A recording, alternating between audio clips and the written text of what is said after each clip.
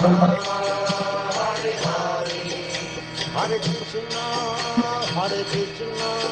Krishna Krishna, Hare Hare, Hare Rama, Hare Rama, Rama Rama, Hare Hare. वाह। हरे कृष्णा प्रभु जी कोटि कोटि दंडवत। हरे कृष्णा प्रभु जी दंडवत प्रणाम। हरे हरे कृष्ण प्रणाम। प्रभु जी, हरे कृष्ण। मैं वही सोच रहा था कि प्रभुपाद। जब मैं लेट भी आता हूँ तो कोई छोड़ के क्यों नहीं जाता, क्योंकि प्रभुपाद धुन चलते रहता है। हरि बोल, जय हो जय हो। Thank you. हम लोग थोड़ा कीर्तन करेंगे, कल भी करना था लेकिन आज एकादशी है। यहाँ पे मुंबई में आज एकादशी है, वहाँ मुंबई इधर उधर वृंदावन आज एकादशी, बाकी जगह कल है, ऐसा कुछ तो है। तो अपना अपना एरिया का चेक। आज हम लोग कीर्तन कर, आइए।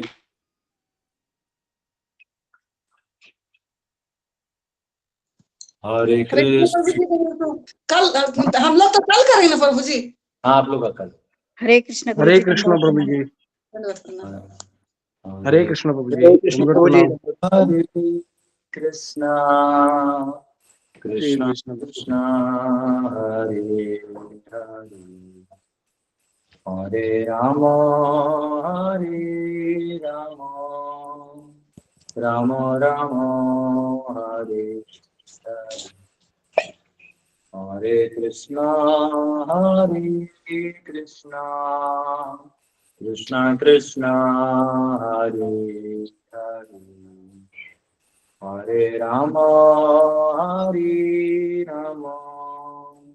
राम राम हरे हरे, हरे कृष्णा कृष्णा कृष्णा हरे हरे, हरे राम राम राम हरे हरे, हरे कृष्णा कृष्णा कृष्णा हरे हरे, हरे राम राम राम हरे हरे, हरे कृष्णा कृष्णा कृष्णा हरे हरे, हरे राम राम राम हरे हरे, हरे कृष्णा कृष्णा कृष्णा हरे हरे, हरे राम राम राम हरे हरे, हरे कृष्णा कृष्णा कृष्णा हरे हरे, हरे राम राम राम हरे हरे, हरे कृष्णा कृष्णा कृष्णा हरे हरे, हरे राम राम राम हरे हरे, हरे कृष्णा कृष्णा कृष्णा हरे हरे, हरे राम राम राम हरे हरे, जय राधा रमण राधे, जय गौरनिताय जय गौरनिताय, जय जय प्रभुपाद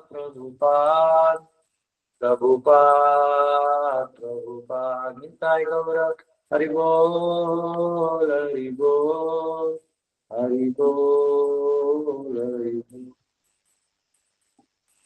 युग धर्म हरिनाम संकीर्तन की जय, गुरु श्री गोपाल की जय, निताय गौर प्रेमानंदे। तो हम सब तृतीय स्कंद के 9वें अध्याय में 25वें श्लोक पे हैं अभी। जहाँ ब्रह्मा जी भगवान की स्तुति करने के बाद उनसे ही कृपा और शक्ति मांग रहे हैं, और उसके अलावा वो कह रहे हैं कि करते करते कहीं मैं माया में फंस ना जाऊं, इसलिए आप ही ध्यान रखना। क्योंकि करते करते कभी कभी अहम भाव इतना प्रधान हो सकता है कि हमें लोग चढ़ा दें, क्योंकि नीचे वालों को पता नहीं ना कि कौन करता है। ब्रह्मा जी नहीं करते, भगवान करवाते हैं। तो हो सकता है और नीचे वाले ये बोलना चालू कर दें कि आप ही ब्रह्मा जी, आप ही तो महान है। जैसे चेला चपाटा लोग करते हैं ना मंत्री लोगों को, कि मंत्री जी आप ही सब कुछ, आप तो सीएम बनना चाहिए। जैसे महाराष्ट्र में 3-3 सीएम के दावेदार है, तो उनके सबके चेले सबको अपना हमारा मुख्यमंत्री ऐसा बनेगा। अरे बनेगा तो एक ही, 3 तो बनेंगे नहीं। तो वो चेला लोग जो है ना हवा में चढ़ा देता है, ऐसा ऐसा होना चाहिए। तो वो ऐसा कहीं ब्रह्मा जी सोच रहे हैं कि ये जो नीचे जो देवी देवता है मेरे चेले हैं, ये मुझे चढ़ा ना दे। तो अगर चढ़ा भी दे तो आप कृपया करके मुझे बचा करें। ये प्रार्थना एक भक्त करता है कोई भी कार्य करने से पहले, सृजन करने से पहले। ब्रह्मा जी वो दिखा रहे हैं, वही प्रार्थना को आज देखेंगे।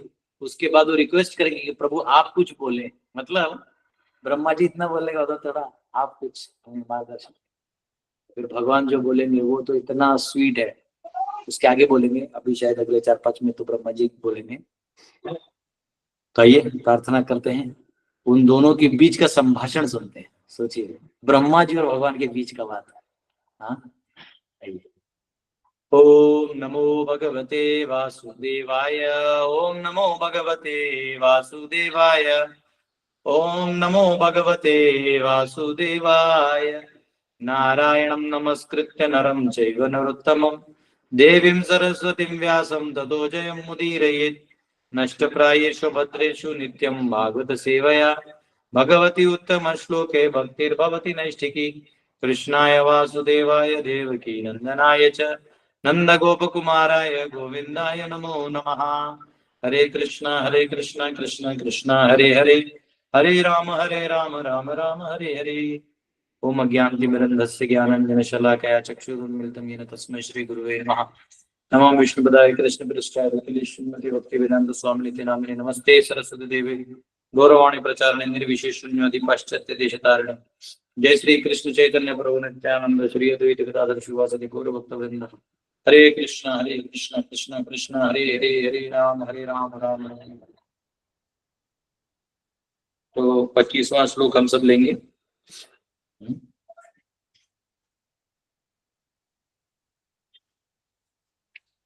सो असाव अतभ्र करुणो भगवान विवृद्धा प्रेम स्मिते नयना अम्बुरुहं व्रजम्भन् उत्थाय विश्व विजयाय च न विषादम् मध्या गिरापनयतात् पुरुषः पुराणः। The Lord who is supreme and is the oldest of all is unlimitedly merciful. I wish that he may smilingly bestow his benediction upon me by opening his lotus eyes. He can uplift the entire cosmic creation and remove our dejection by kindly speaking his directions. तो यहाँ पे वो भगवान से अनुरोध कर रहे हैं कि हाँ यहाँ पर हे भगवान जो परम है, प्राचीनतम है, तथा वे भगवान अत्यंत दयालु भी हैं। मेरी इच्छा है कि वे भगवान अपने कमल नेत्रों को उद्घाटित खोलकर स्मित हास्य करते हुए मुझे वर प्रदान करें। वे भगवान संपूर्ण विराट सृष्टि का उत्थान करने में समर्थ है तथा अपने कृपा पूर्ण आदेशों के द्वारा हमारा विषाद दूर करने में समर्थ है। तो एक्चुअली क्योंकि जो साधक है जब वो प्रार्थना करता है तो उसके मन में दुय्यम भाव होता है। दुय्यम भाव ये होता है कि एक तो वो क्लियर नहीं, भगवान सामने आए नहीं है, बात नहीं की है ना तक, तो उसको बेचैन होता है कि अरे कहीं मैं जो भजन कर रहा हूँ या जो मैं सेवा कर रहा हूँ गलत तो नहीं कर रहा हूँ, कहीं ऐसा तो नहीं मैं सेवा के नाम पे कोई गलत काम कर रहा हूँ। ये भक्त को ही डाउट आता है, अभक्त को नहीं आता है। अभक्त कॉन्फिडेंटली पाप करता है कि मैं सही हूँ। जो भक्त है उसे थोड़ी सी प्रश्न आता है कि मैं ये कर रहा हूँ पर ये सही है नहीं है, एक बार पूछ लेना चाहिए। हाँ, तो ये भाव है यहाँ पे। ब्रह्मा जी सोच रहे हैं कि प्रभु आप कुछ बोले, आप बहुत दयालु हैं, कहीं आप ऐसा तो नहीं ना मैं मुझसे नाराज हैं, आप कृपया करके अपने स्मित हाथ से देके कुछ मुझे बताएं। तो ये एक रिक्वेस्ट है एक भक्त का भगवान के लिए, और भगवान यहाँ बहुत दयालु है। यहाँ लिखा है प्रभुपद तात्पर्य में, the Lord is ever increasingly merciful upon the fallen souls of this material world. जो इस भौतिक संसार के गोते में फंस जाते हैं उनके लिए भगवान थोड़ा एक्स्ट्रा दया रखते हैं। हालांकि वे संसार में रुचि नहीं रखते, क्योंकि संसार माया है, तो खोखला है, मतलब खेल है, बस इफेक्ट है, ओरिजिनल नहीं है। तो वो लेकिन सभी जीवों पे बहुत दया करते हैं, वो उन जीवों पे थोड़ा ध्यान रखते हैं, इसलिए उनके साथ साथ रहते हैं वो परमात्मा के रूप में, और उनको गाइड करते रहते हैं। वो दुर्भाग्यशाली जीव है जो भगवान का गाइडेंस छोड़ के अपने मनमानी करते रहते हैं। देखिए, आपके पास आपका कुछ नहीं है, या तो आप मन का सुनिए, बुद्धि का सुनिए, अहंकार का सुनिए, इंद्रियों का सुनिए, या तो परमात्मा का सुनिए। तो जो परमात्मा का सुनेगा वो आध्यात्मिक दृष्टि से ऊपर होते जाएगा, उसकी चेतना बढ़ती जागृत होती जाएगी, और इतना उसका माया का प्रभाव उसके ऊपर कम होते जाएगा। लेकिन अगर आप भगवान का नहीं सुनेंगे तो आप ऐसा मत सोचिए आप मैं किसी का नहीं सुनता, ना ना ना, तो सुनता तो है, पर तू तेरे मन की सुनता है, बुद्धि की सुनता है, इंद्रिय की सुनता है, इंद्रिय विषयों की सुनता है, माया की सुनता है, सुनता तो ऐसे भी है। तो जीव के पास तो ऑप्शन नहीं है, जीव सुनेगा ही, लेकिन अगर वो भगवान का सुनेगा तो वो पार हो जाएगा। तो यहाँ ब्रह्मा जी भी कहते हैं, कृपया करके आप अपने नेत्रों को, कमल नेत्रों को खोलिए। अभी भगवान को वो वाला दर्शन हो रहा है ना योग निद्रा, तो खोलिए, थोड़ा बोलिए। क्या मेरी क्या अवस्था है बताइए, आप मार्गदर्शन करिए। तो यहाँ पे वो बता रहे हैं। तो यहाँ पे एक स्टेटमेंट है, जो समझना, प्रभुपाद ने तात्पर्य में लिखा है, जो समझना बहुत, क्योंकि चैतन्य हम किसी को बता देते ना हम लोग आत्मा है, तो वो बोलते हैं अच्छा अच्छा आत्मा है, तो उसको फिर भी फील आता है कि मैं भगवान से नफरत करूं। तो उसके लिए ये एक स्टेटमेंट है जो प्रभुपाद ने बोला है, एग्जैक्ट स्टेटमेंट है, ये किसी को समझना चाहिए। क्या है देखिए लिखा है। तो यहाँ पे पहले तो उन्होंने बोला दो एक्सपांशन है, द परसेंटेज, एक एक्सपांशन है स्वांश यानी विष्णु रूप, और विभिन्न अंश यानी जीव। अब इनका क्या रिलेशन है देखिए। द सेल्फ एक्सपांशंस आर प्रीडोमिनेटर्स, यानी स्व अंश जो है यानी विष्णु रूप जो है वो प्रीडोमिनेटर्स हैं, यानी वो एक्चुअली सबके ऊपर कंट्रोलर है, परम ईश्वर है। एंड सेपरेटेड एक्सपांशंस आर प्रीडोमिनेटेड, जो विभिन्न अंश है यानी आत्मा, ये अंश है भगवान का, लेकिन ये भिन्न अंश है, और इसको वो प्रीडोमिनेटेड जो है यानी विष्णु जो है वो उसके ऊपर उनके डोमिनेशन करते हैं। अभी डोमिनेशन दुनिया में क्या लगता है, दादागिरी नहीं। अब यह सुनिए, हो गया क्या सुनिए। And the separated expansions are predominated for reciprocation of transcendental bliss with the supreme form of bliss and knowledge। तो जो सच्चिदानंद है उनके साथ का संबंध, जो आदान प्रदान है, ट्रांसेंडेंटल एक्सचेंज, लविंग डिवोशन है, उसके लिए ये जीव बना हुआ है। ये जीव का मूलतः स्वभाव है। जीवेर स्वरूप होए कृष्णेर नित्य दास, दास दासात्म दास। हाँ, जीव का स्वरूप है कि वो भगवान का दास है, सेवक है, प्रेम है, आदान प्रदान। दास मतलब वो नौकर नहीं जो लगा दिया गुलामी, चल बैठ यहाँ पे पगार मिलेगा, नहीं।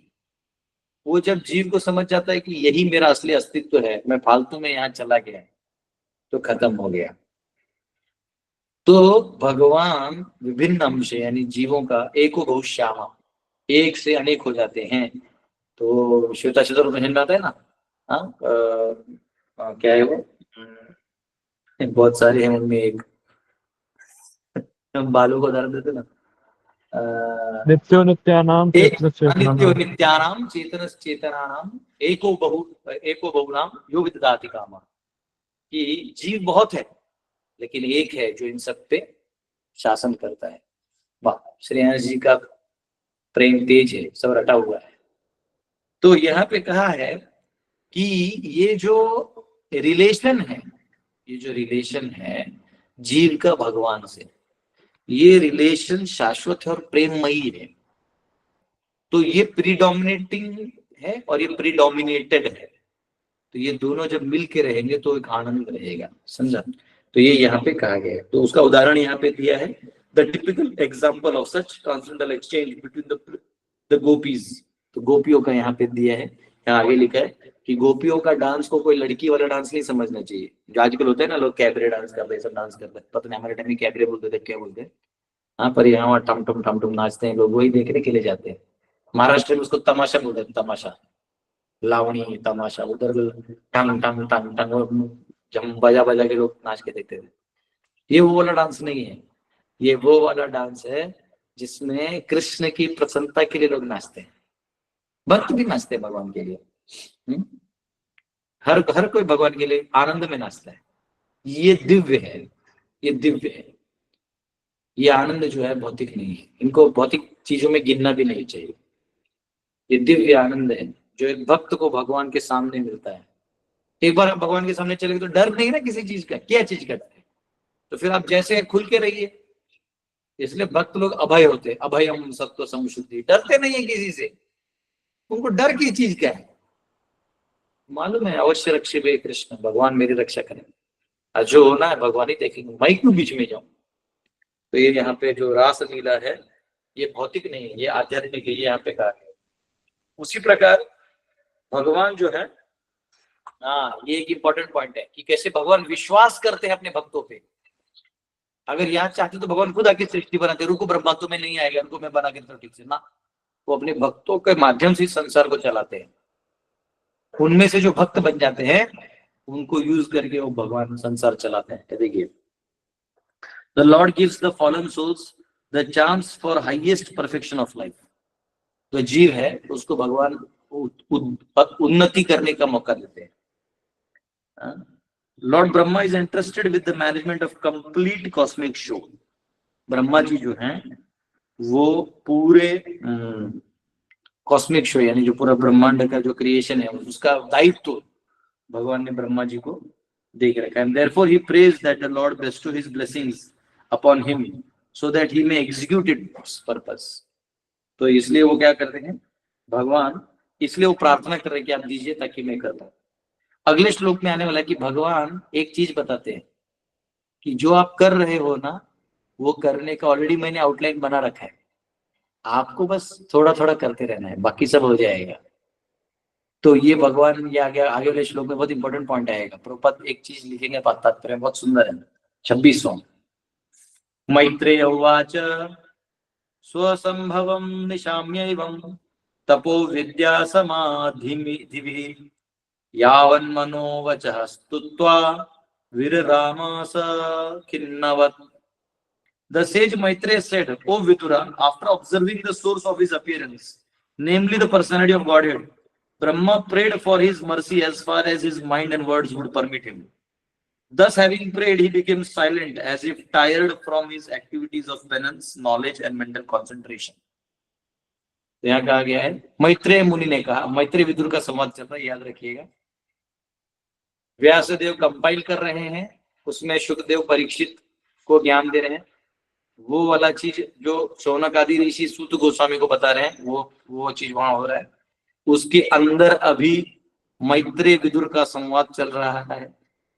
उसके अंदर यहाँ ब्रह्मा जी और विष्णु जी का संवाद चल रहा है। तो हमेशा हु सेड टू हुम आता था ना इंग्लिश में, किसने किससे कहा वो इसमें आ रहा है, ठीक है। तो मैत्रेय जी ने कहा, हे विदुर, अपने प्राकट्य के स्रोत अर्थात भगवान को देखकर ब्रह्मा ने अपना मन तथा वाणी की क्षमता के अनुसार उन भगवान की कृपा हेतु यथा संभव स्तुति की। इस प्रकार स्तुति करने के पश्चात वे ब्रह्मा मौन हो गए, मानो अपनी तपस्या, ज्ञान तथा मानसिक एकाग्रता के कारण वे थक गए हों। तो यहाँ पे कह रहे हैं कि जब भगवान को ब्रह्मा जी ने भगवान को देखा तो वो, हिंदी में कहावत है ना, फूले न समाये। हम लोग जब एग्जाम लिखते थे तो मुहावरों का स्टेटमेंट लिखना होता था, तो मुझे जब अच्छे मार्क्स आए तो मैं फूले न समाये ऐसा लिख देते थे लोग। तो यहाँ ब्रह्मा जी फूले न समाये, ओहो भगवान का दर्शन हो गया। और जब भगवान का दर्शन हो गया बाद में उन्होंने बहुत स्तुति की, लेकिन थोड़ी देर बाद ब्रह्मा जी मौन हो गए। तो यहाँ कह रहे हैं मानो जैसे मैत्री मुनि कह रहे हैं कि तपस्या, ज्ञान और मानसिक एकाग्रता के कारण थक गए हो, क्योंकि तपस्या करके शरीर जो है वो वीक हो जाता है। लेकिन ब्रह्मा जी का शरीर मटेरियल तो है, लेकिन फिर भी सूक्ष्म है, मतलब काफी सेलेस्टियल है। जैसे ये जड़ है ना, जड़, जैसे गेंडे का शरीर हमसे भी जड़ होता है, वो भी अर्थ का ही होता है, वैसे हमसे हल्का हल्का हल्का हल्का देवताओं का, देवताओं से हल्का हल्का ब्रह्मा जी का ऐसा होता है। तो ये जड़ता प्रदान होती है, तो ये हल्का वाला भी चीज है। तो ब्रह्मा जी, लेकिन फिर भी उसमें भी तपस्या 10 दिन का नहीं किया ना, इतना सालों सालों का किया था। तो उनका तपस्या था, और ज्ञान यानी माइंड को लगा एंगेज कर करके समझने में और एकाग्रता में लगाने में ही उनको थक गए होंगे, ऐसा, इसलिए वो मौन हो गए और रिक्वेस्ट करके हाथ जोड़ दिए। तो यहाँ पे तात्पर्य बहुत इंपॉर्टेंट है। यहाँ पे एक चीज कहा गया है, ब्रह्मा's enlightenment in knowledge was due to Lord sitting within his heart। तो ब्रह्मा जी को जो ज्ञान हुआ वो क्यों हुआ? क्योंकि वो भगवान जो उनके हृदय में है वो उनको एनलाइटन किए। After being created, Brahma could not ascertain the source of his happiness, but after penance and mental concentration, he could see the source of his birth, and thus he became enlightened through his heart। तो जब उन्होंने तपस्या किया और मन एकाग्र किया तो उन्हें भगवान के दर्शन हुए। अब यहाँ पे एक स्टेटमेंट है जिससे बहुत सारे विद्वानों को काम आएगा। The spiritual master outside and the spiritual master with in are both representations of the Lord. जो बाहर जो गुरु है और अंदर जो परमात्मा है, ये दोनों भी भगवान के ही रिप्रेजेंटेशंस यानी भगवान की प्रतिनिधि हैं। अंदर तो ऑलरेडी परमात्मा है जो भगवान है, चैत्य गुरु कहलाते हैं, और बाहर जो है वो जो गुरु है हमारे, इनको एक्चुअली बहुत आदर देना होता है। कई बार लोग गलती करते हैं, गुरु के साथ वो लोग मजाक कर लेते हैं, वो कर लेना चाहिए मजाक, हंसी मजाक, ऐसे नहीं कि बहुत सीरियस होना, लेकिन मजाक में उनको नहीं लेना है। मजाक मजाक उन्होंने कर दिया, आपने हंस दिया, ठीक है, लेकिन उनकी ग्रेविटी को नीचे नहीं लाना है। नहीं तो गुरु की ग्रेविटी आपने नीचे कर दी तो फिर आपको कुछ ज्ञान नहीं मिलेगा, दिक्कत आपको है, गुरु को कुछ नहीं, क्योंकि वो उसको तब होगा जब वो अपने गुरु को ग्रेविटी नहीं लेगा। अपने गुरु को ग्रेवली लेना चाहिए। गुरु है, उनके आगे को समझना चाहिए, उनके मनोभाव को समझना चाहिए और उसको जीवन में उतारना चाहिए। तो गुरु आपसे मजाक तो करेंगे ना, और कैसे चल रहा है, खा पी के मोटा हो गया, तो आपने नहीं बोलना चाहिए हाँ तू भी तो मोटा हो गया, ऐसे वो बोल सकते हैं। आप बोल सकते हैं हम गुरु जी ज्यादा ही करता हूँ तपस्या, आप ऐसे बोल सकते हैं।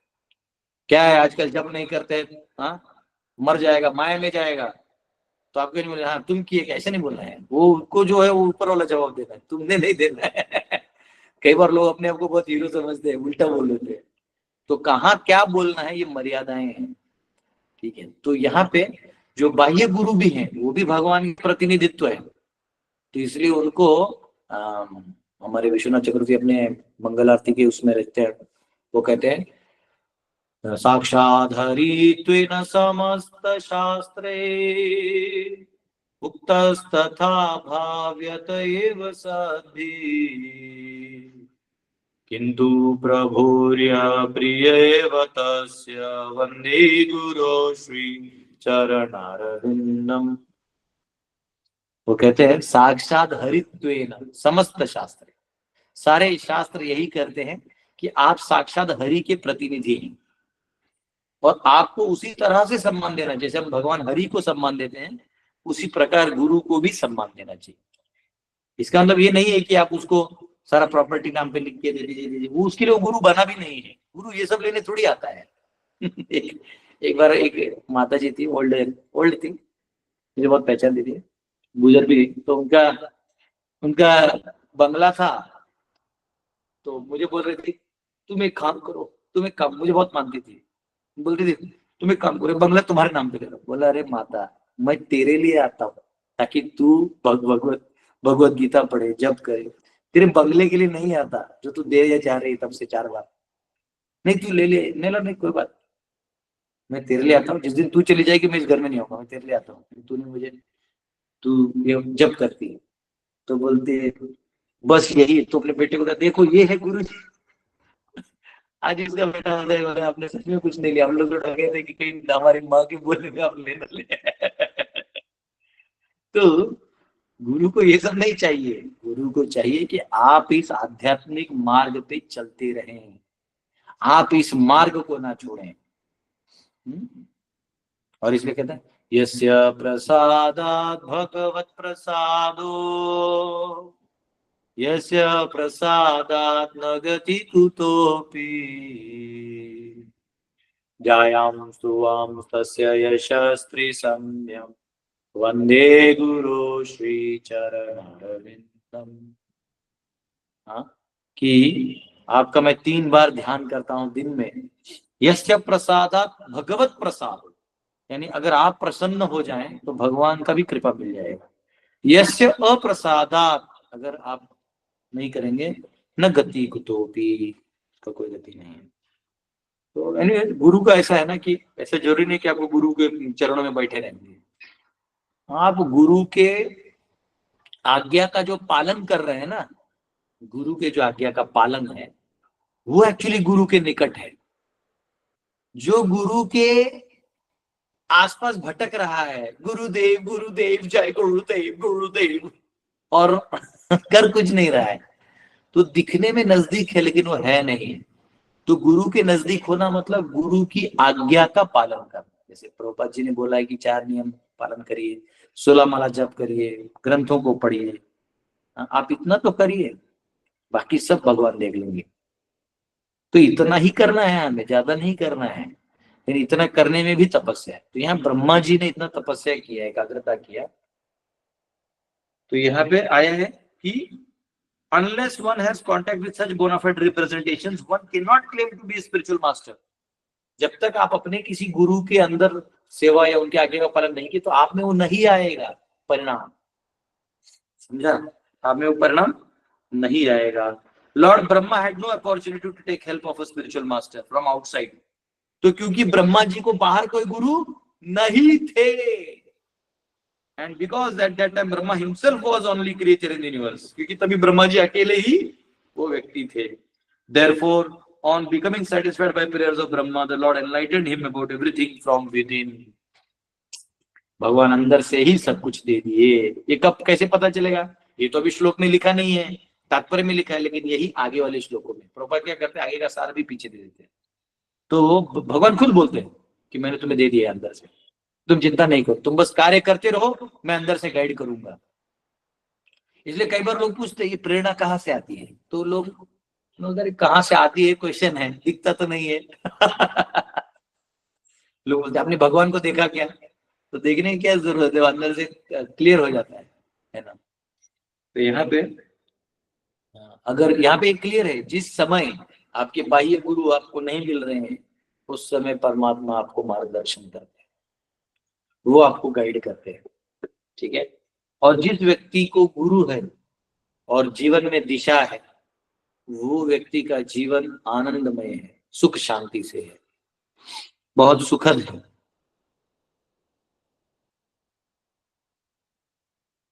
तो 27-28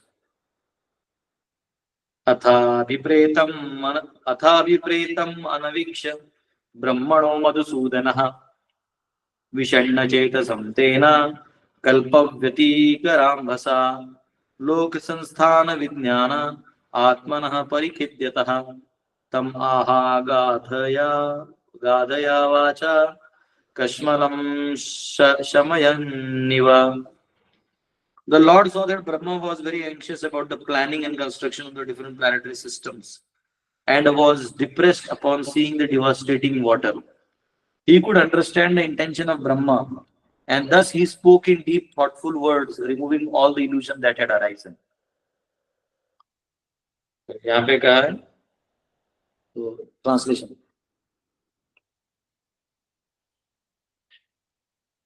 भगवान ने देखा कि ब्रह्मा जी विभिन्न लोकों की योजना बनाने तथा उनके निर्माण को लेकर अतीव चिंतित हैं और प्रलयकारी जल को देखकर खिन्न हैं। वे ब्रह्मा के मनोभाव को समझ गए, अतः उन्होंने उत्पन्न मोह को दूर करते हुए गंभीर एवं विचार पूर्ण शब्द कहे। अभी भगवान ने देख लिया मनोभाव ब्रह्मा जी का, भगवान खुद बोलने वाले हैं। देखिए इतने सारे वेद पुराण उपनिषद सब कुछ है, लेकिन जब भगवान ने महाभारत में बोलना चालू किया, सिर्फ ऐसे तो भगवान बार बार बोल ही रहते, ये वो बाकी लीलाओं में भी बोल ही रहते ना, लेकिन जब आत्म विद्या के, ब्रह्म विद्या के ऊपर बोलने लगे, शाश्वत विद्या के ऊपर बोलने लगे, और अर्जुन जैसे समर्पित शिष्य को जब बोलने लगे, तब वो बन गया भगवद गीत, यानी भगवद गीता, भगवान ने गाया हुआ गीत। कुतस्त्वा कस्मालमिदं विषमे समुपस्थितम अनार्यम दुष्टम स्वर्गम अकीर्तिम करम अर्जुन। क्यों अर्जुन अपनी बेइज्जती करवा रहा है? उठ, मैं बताता हूँ, उठ, मैं बताता हूँ तुझे। अशोच्यानन्वशोचस्तम प्रज्ञावादाम शभाषसे न त्वेवाहतुनासम न त्वं मे जनाधिपा न चैव न भविष्याम सर्वे वयम अतः। अर्जुन, आत्मा मरता नहीं है, न वो कभी मरा था, न वो उसका अस्तित्व पहले माइनस था, न आगे गायब होने वाला, वो हमेशा रहेगा। इसलिए तू हमेशा रहेगा, तो तेरे जो ये टेम्पररी चॉइसेस है इसको बंद कर, लंबे समय का चॉइस कर, शाश्वतता का चॉइस कर। आपको मालूम है संसार में सबसे विद्वान आदमी कौन है? सबसे विद्वान आदमी कौन है? सबसे बेस्ट चॉइसेस कौन से हैं बताइए? 1 लाख का इनाम दूंगा मैं, 1 लाख का, सोच के दीजिएगा, झूठ मूठ का हाथ ऊपर। जी वो है ना, अहम सर्वस्व परभवो मत सर्वम परिवर्तते इति मतलब।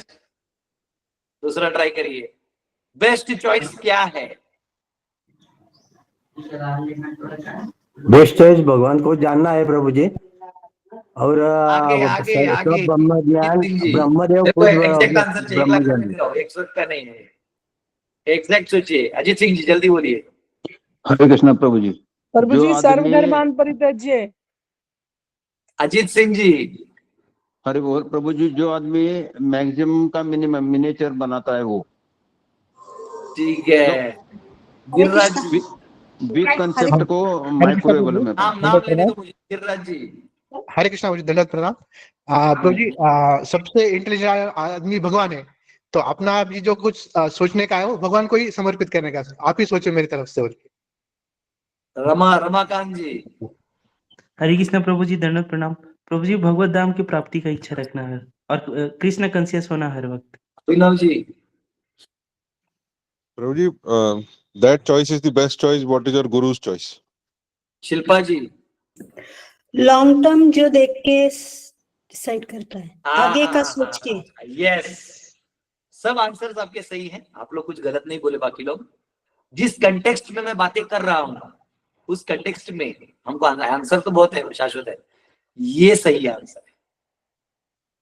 माता जी को मानसिक रूप से 1 लाख दान। हरि बोल हरि बोल हरि बोल हरि बोल हरि बोल। के लिए बैक टू यू। सुनिए, चॉइस क्या है? अर्जुन को क्या बोल रहे भगवान कि ये जो टेम्पररी चॉइसेस हैं ये टेम्पररी बॉडी के कारण है। नत्वेवा हम जातु नासम, अबे तू कभी मरता ही नहीं है, तू आत्मा है, तू भी इस खेल में मर रहा है। वो वाला चॉइस कर जो शाश्वत है। इसलिए सुन अब मुझसे, तेहिनोस्मिन् दादे कौमारम यौवनम जरा तथा देहांतर प्राप्तिर धीरस तत्र न मुह्यति। अरे धीर इसमें नहीं घुसता मेरे भाई, तू भी घुस रहा है। ये जन्म लेना, फिर बुढ़ापा, जवानी आते रहेगा, आत्मा तो बस देह बदलते रहता है, तू क्यों मर रहा है इसमें? तो देखिए, आप जिस टाइम फ्रेम में होते हैं ना, उस टाइम फ्रेम के ही चॉइसेस करते हैं। ये समझना थोड़ा मतलब उसका है। इसलिए ये वाक्य मैं अभी सिर्फ थोड़े में समझा देता हूँ, आगे टाइम ही आने वाला है, इसलिए टाइम मेरे को लगता है भगवान ही मुझसे प्रेरित होकर बुलवा रहे हैं। आप ध्यान से देखिए, जब आप छोटे होते हैं तो आपकी समझ क्या होती है कि ये गाड़ी जो है ना, ये साइकिल, ये जिनके पास होते हैं महान होते हैं, तो आप उस साइकिल के पीछे भागते हो। तो पापा बोलते हैं ठीक है, अच्छे मार्क्स लाओ, मैं एक साइकिल खरीद दूंगा। तो हम मार्क्स लाते, साइकिल मिलता है या बाइक मिलती है। फिर आगे जाकर बाइक वाइक कुछ नहीं, तो सब गुलामी का काम है, अरे हमको कार रहना चाहिए। फिर हम गधे की तरह उसमें काम, हमारा टाइम फ्रेम बढ़ गया, हम बड़े नहीं हुए। हमारा माइंड एक टाइम को प्रोपोर्शनेट हो जाता है, उस टाइम फ्रेम में जो जो चीजें दिखते हैं हम उसको पाना चाहते हैं, घर, बंगला, सुख, शांति। लेकिन जब हम उस टाइम फ्रेम में जाते बताते इसमें कुछ नहीं है, बार बार शांति खोजा मिला ही नहीं, तो फिर क्या है? करते करते करते जब आपको ये पता चलता है मैं तो आत्मा हूँ, इस माया के जाल में फंसा हूँ, तो शाश्वत भगवान, तो मैं शाश्वत के पीछे भागूंगा। आप सबने सही बोला, सर्वधर्मान परित्यज्य, ये सब जो भी बोला आपने सब सही बोला, लेकिन ये जो हायर टाइम फ्रेम को चॉइस करते रहता है वो बेस्ट चॉइस। मैं चॉइस की बात कर रहा था, आप लोग इमीडिएटली उसको भगवान भगवान को घोषणा देते भक्ति भी, वो तो सही है, लेकिन टाइम फ्रेम जो है, जितना ऊंचा टाइम फ्रेम में जाओगे, तो जब आत्मा के टाइम फ्रेम में जाते हो तो वो तो शाश्वत है, तो वहां अशाश्वत चॉइसेस की बात ही नहीं होती। आप सपने में कुछ देखे, वो सपने को सुधारने की कोशिश क्यों करो? सपना है, वो ड्रीम है, मेरे योग निद्रा में बना हुआ वो सपना है। अर्जुन कहां घुसा पड़ा है, निकल बाहर। तो यहाँ ब्रह्मा जी को भगवान कह रहे हैं कि भगवान जी ग्रेव नॉलेज देने वाले हैं, और इसलिए ये भगवत गीता कहा गया है। अब भगवान ब्रह्मा जी को अपने, और यहाँ पे तात्पर्य भी लिखते हैं प्रभुपाद कि डर गए थे, ब्रह्मा जी तक डर गए थे जब वो प्रलय का जल देखा, उन्होंने उफान रहा है, डर गए। आप में से कोई बोट में बैठा हो तो समझ में आएगा, जब समुद्र में आप में से पता नहीं कितने लोग बैठे हैं, मैं भी नहीं बैठा हूँ समुद्र में नहीं गया, नदी में और समुद्र में छोटे में गया हूँ, मतलब ये हमारे यहाँ महाराष्ट्र में मुरुड जंजीरा है, तो उसमें एक बार रांची से डिवोटीज आए थे, यहाँ पे यहाँ कथा रखवाया था मैंने, तो यहाँ आए थे, उनको घुमाने ले गया मुरुड जंजीरा, वो पानी में मैं खुद ही डर रहा था डिवोटी बोले हमको तो डर लग रहा है, आप लोग बोला रहे ये इतना पानी, तो बोट वाला बोला चिंता नहीं करिए, हमारा पीढ़ियां गुजर गई इसमें पानी चल रहा, चल भाई तू पहुंचा दे बस एक बार का।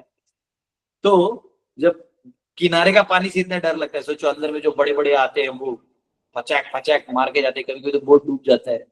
हाँ, तो ये डर महान, सोचो ब्रह्मा जी को कौन से डिवास्टेशन का डर होगा, उनको भी भय था।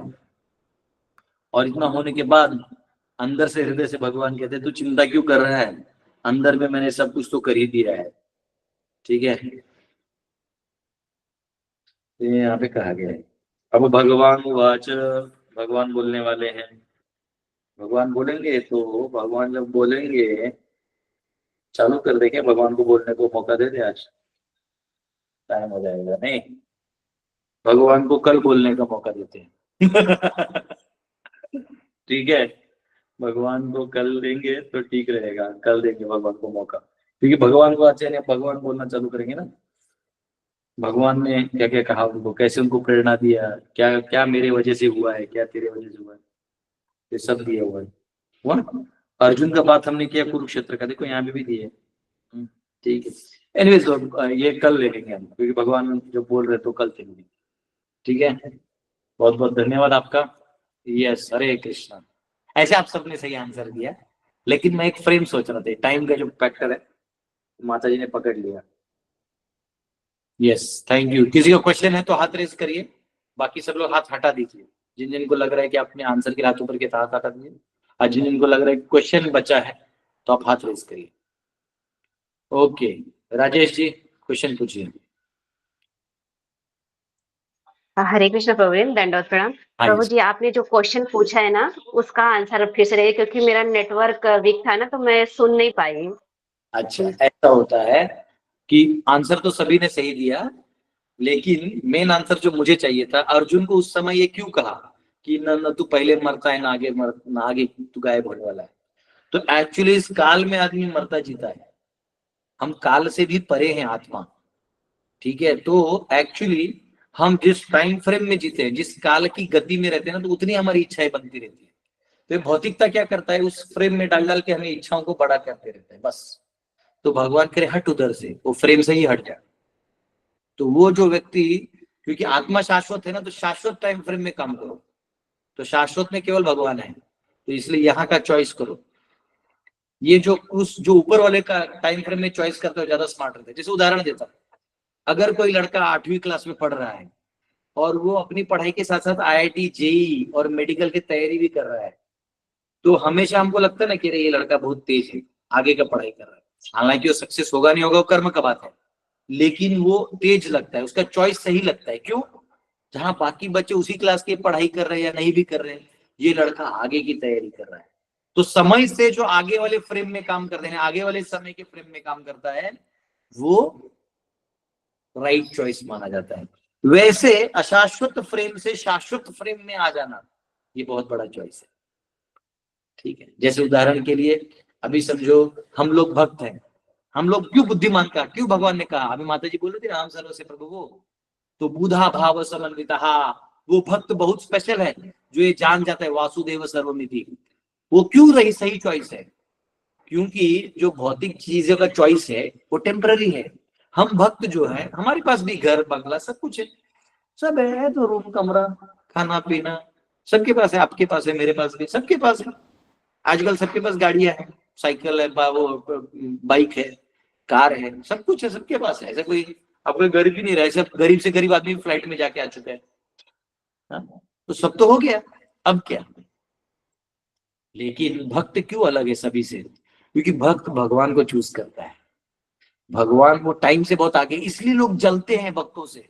भक्तों को देखा ना तो उनको लगता है कि वापिस इसको कैसे माया में लाऊं, कैसे दबा के इसको मैं माया में लपेट के फेंक दूं। तो जलते, प्रभुपाद बोलते हैं कि non devotees are envious of devotees. कैसे इसको मैं वापिस माया में लाऊं, कैसे इसको प्याज लहसुन खिला दूं, कैसे मैं इसको ऐसा कुछ लगता है। तो वो अभक्तों को गिराना चाहते हैं, अभक्त जो है भक्तों को गिराना चाहते हैं ताकि वो हमारी लेवल पे आ जाए, गटर में गिर जाए। लेकिन भक्त जो है वो समय से आगे का सोचता है, वो शाश्वत के पीछे जाता है। तो अशाश्वत वाले परेशान होते कि हम ज्यादा से ज्यादा क्या करेंगे, हम अगले जन्म का पुण्य, हम लोग देवताओं से भी बड़े हैं, क्योंकि देवताओं का जो यहाँ पुण्य कर्मकांड कर रहा है वो सोच रहा है कि मैं पुण्य कमा के देवलोक जाओ, हम वैकुंठ जाने की बात कर रहे हैं, उससे भी आगे देवलोक का क्या है, वो आएगा जाएगा, प्रलय में गायब हो जाएगा। तो ऐसा जो चॉइस करता है, शाश्वत चॉइस करता है भगवान को चुनने का, वो सही है। यस, मंजू थैंक यू माता। प्रभु जी, हरे कृष्ण, दंडवत प्रणाम।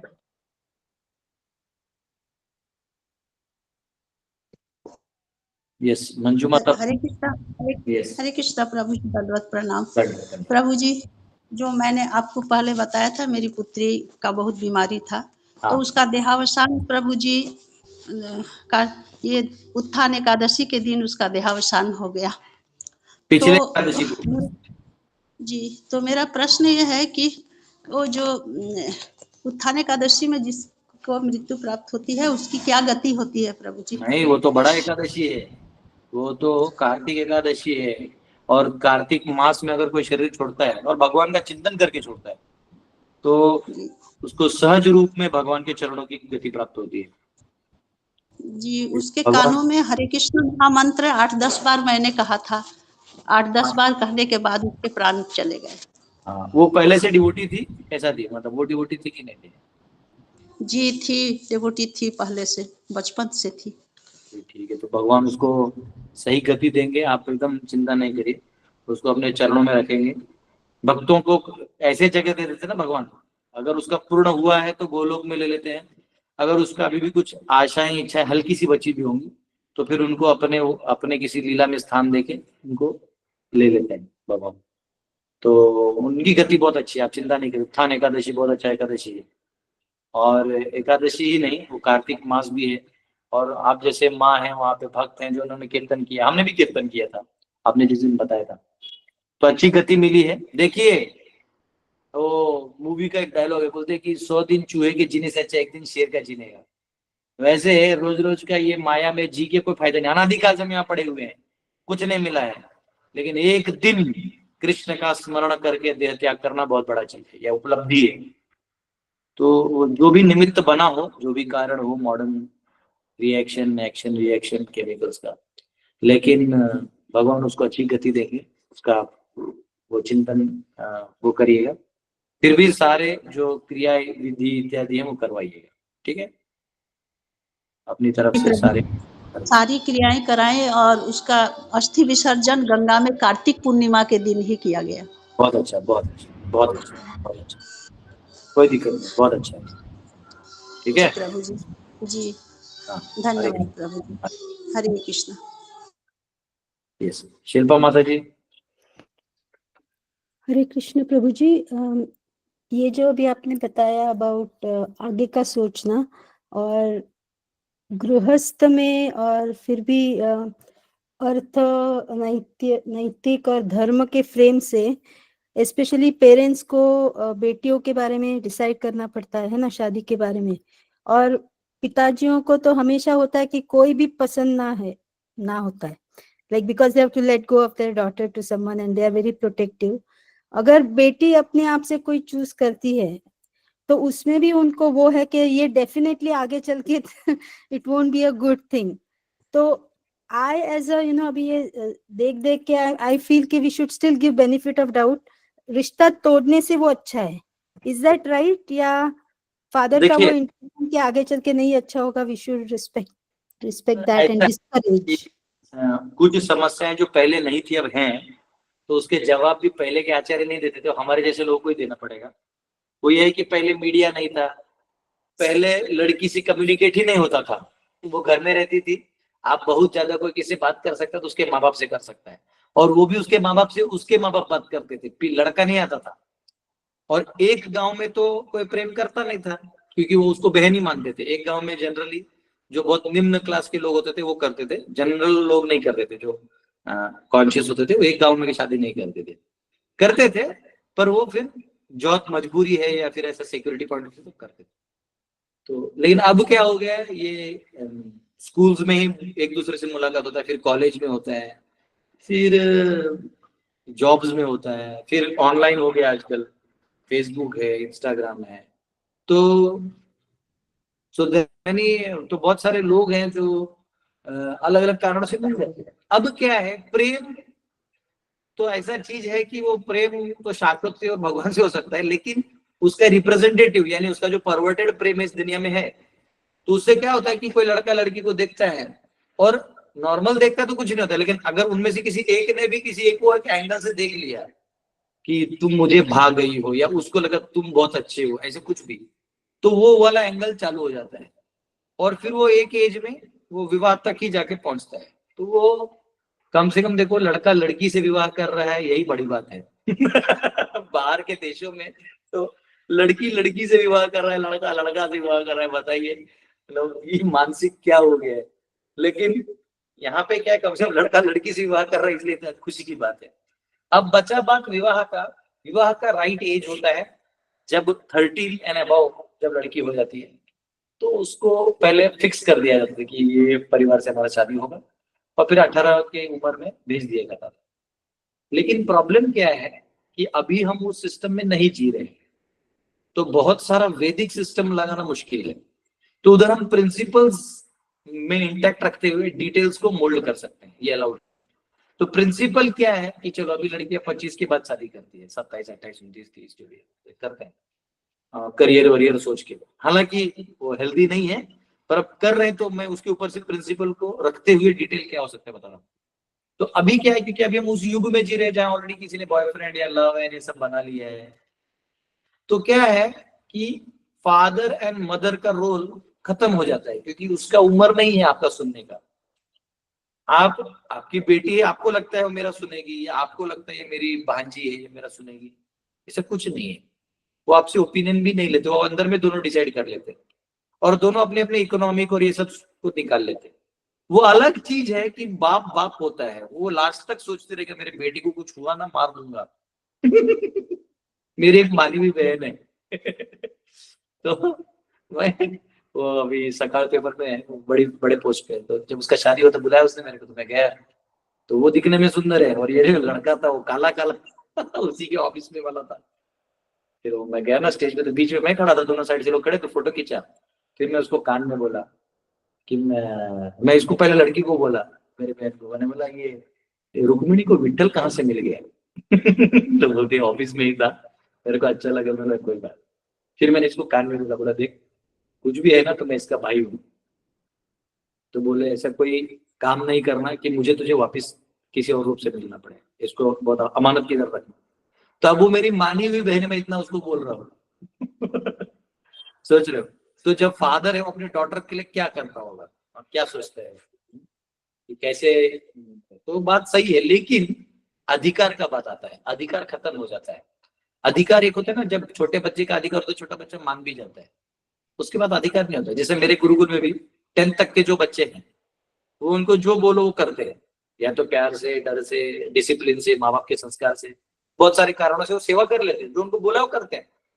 कुछ दिल से करते हैं, कुछ नाराज होकर भी कर लेते हैं, कर लेते हैं, सेवा करते हैं। अभी भी 2 बच्चे मेरे रूम साफ कर रहे हैं, लाइब्रेरी। इधर आओ रे दोनों। ये दोनों अभी दोनों को अच्छा सेवा दी है मैंने। इधर आओ दोनों।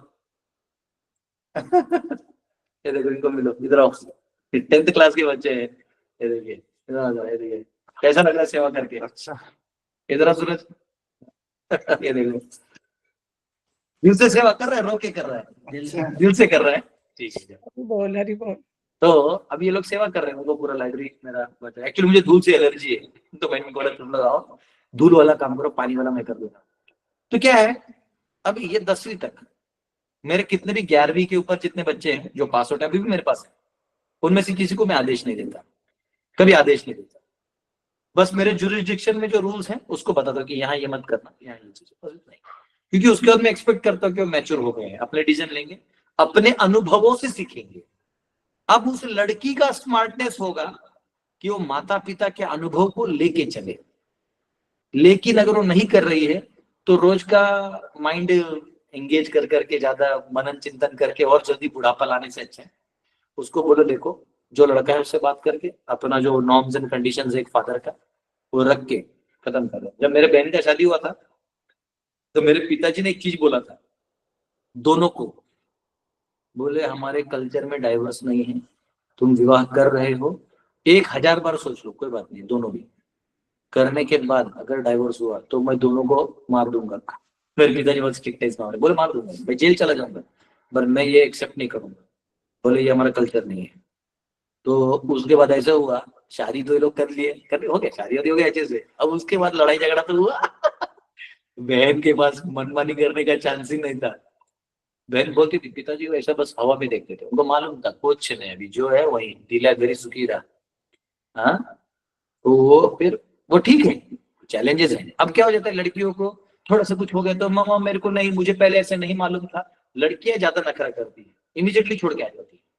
ठीक है, समस्या है, लड़के में समस्या हो सकता है, पर सहने का ताकत भी तो माताओं में है, सह सकते हैं माताएं। वो फालतू में नाटक और ड्रामा रहते मैं देखा हूँ, हाँ वो बहुत अच्छे से देखा हूँ।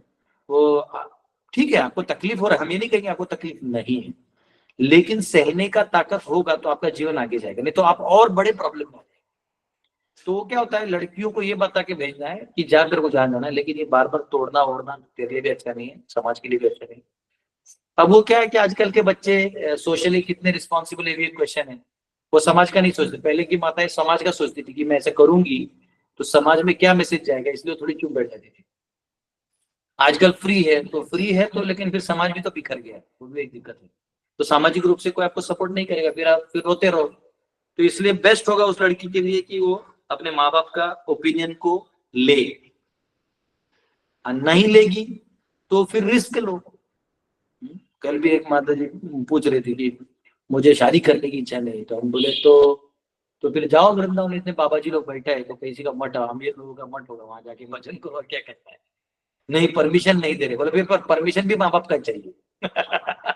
कैसे दे देगा माँ बाप परमिशन? तो मैंने बोला अच्छे से विवाह करो, विवाह करके जहाँ हो वहां रहो और ऐसे करो। तो प्रिंसिपली मैं सोच रहा हूँ इस केस में जो आपने बताया, प्रिंसिपली हमको लड़की ऑलरेडी जैसा बात कर रहे हैं तो 25 के ऊपर होगी, इसका मतलब वो अपने माइंड को बना चुकी है, तो उसको आप कुछ नहीं कर सकते। और वो अगर वो उससे नहीं भी करेगी आगे जाके, तो भी वो आपके चॉइस से नहीं करेगी, क्योंकि अब वो जमाना चला गया है कि माँ बाप खोज के दे देते। अब माँ बाप सिर्फ फोटो दिखा सकते हैं, चूज ये लोग करते हैं। फिर ये लोग करेगा तो पहले बात करेगा, ये करेगा वो करेगा। तो मुझे लगता है आपको इतना लोड नहीं लेना है, आपको भगवान ने रिलीव कर दिया, जाओ। इस युग के माता पिताओं का टेंशन खत्म, इस युग में बच्चों ने अपने पे ही ले लिया है लोड, तो ले लो। और खुश हो जाओ कि चलो जो लोड हमारा था खत्म हो गया।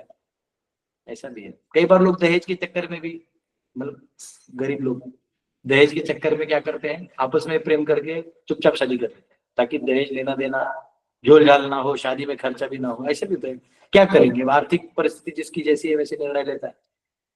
कोई भी यहाँ गलत नहीं है, हर कोई बस अपना रास्ता निकाल रहा है।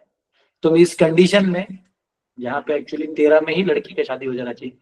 मनुस्मृति के अनुसार तो कन्यादान का अधिकार ही खत्म हो जाता है। अगर लड़की को 3 महीना वो हो जाए तो उसके बाद पिता का अधिकार खत्म हो जाता है कन्यादान करने का, तो फिर उसके बाद चिंता ही कर सकते हैं। तो इसलिए बेस्ट है। मैं तो मेरे स्टूडेंट्स भी होते हैं, उनको बोलता हूँ देखो भाई, मैं तो किसी लड़का के लिए लड़की नहीं खोजता और किसी लड़की के लिए लड़का नहीं खोजता है, क्योंकि वो खोजने का काम हेडेक है, हेडेक। एक बोल भी दो तो बोला नहीं ये मैच नहीं होता है, वो मैच नहीं होता है, तो क्या क्या मैच कराएगा आदमी। इधर मुझे मेरे खाने का और रहने का ठिकाना पता नहीं रहता है घूमते घूमते किसी से क्या मैचिंग करेंगे। तो इतना आसान काम नहीं, माता पिता जिम्मेदारी लेते हैं। आजकल के जनरेशन को वो समझ में नहीं आता है, लेकिन जब समझ में आता है तब तो लेट हो गया था। तो एनीवेज अभी जो अनुभव से उनको जानना चाहिए को जाने दीजिए, और आप हम परिवार के रूप में एक सोसाइटी के रूप में हम लोग सब साथ में रहेंगे, जो भी हेल्प हो सकता है हम करेंगे। और ये चिंता भी क्यों करना, आगे वही आने वाला। ब्रह्मा जी को भगवान बोलते हैं तू चिंता क्यों कर रहा है, अरे सब मैंने बना के रखा हुआ है। तो वैसे आपको चिंता नहीं करना है, सब जो उसके जीवन में डेस्टाइंड है वो होते रहेगा, ठीक है। और अच्छा आपने कन्यादान का टॉपिक भी टच किया, बिकॉज वो एक था माय एम्फेसिस वाज एटलीस्ट, फिर चलो आपके चॉइस का है, मगर वैदिक विवाह करके डैडी को वो कर्तव्य से मुक्त करो। मगर डैडी अड़े हुए हैं, तो अभी आपने जो बताया कि कन्यादान का भी वो हो जाता है, so now I am more relieved के I need not worry, even फिर लिव इन रहो, शादी करो, like how does it matter, because अधिकार भी खत्म हो गया आपने बोला। तो टाइम खत्म हो गया। ये तो ऐसा हो गया ना, जैसे बाजार में आपने 2 प्रकार के भेंडी होते हैं, भेंडी का भाजी बनाए लेडी फिंगर, तो उसमें 2 भेंडी होते हैं। एक कोवड़ा होता है, कोवड़ा मराठी में कोवड़ा बोलते हैं, यानी इमीडिएटली कट होता है और खाने में मतलब जल्दी वो पक जाता है और अच्छा भी होता है, टेस्टी होता है। और एक होता है जून भेंडी, तो जून भेंडी को काटेगा, वो एक तो पकेगा नहीं, पक भी गया तो खाता इधर दांत में अटकेगा, इधर अटकेगा, इधर अटकेगा। तो वैसे ही इनफैक्ट लड़की भी अगर शादी भी देनी है तो जो मतलब जो मेलेबल है, यानी जो मतलब एडेप्ट हो सकती है किसी परिवार में, ऐसी लड़की को दान में दिया जाता है कि ऐसे उस घर में रहेंगी। और जो ऑलरेडी मैच्योर्ड है, जो खुद डिसीजन लेने वाली है, उसको दूसरे घर में डाल के क्या करना है वो सब ऐसा नहीं है। बेटी के लिए सिंपैथी होना अलग चीज है, लेकिन लेट विवाह ये बहुत बड़ा चैलेंज हो चुका है। और लड़कियां अपने आप को स्मार्ट भी समझने लगी है, तो वो दूसरा प्रॉब्लम है। अब लड़कियों से बात किए तो बोलते हैं कि प्रभु जी आपको क्या मालूम, क्या कैसे कैसे लोग होते हैं आजकल, 3rd क्लास लोग होते हैं, ये होते हैं वो होते हैं।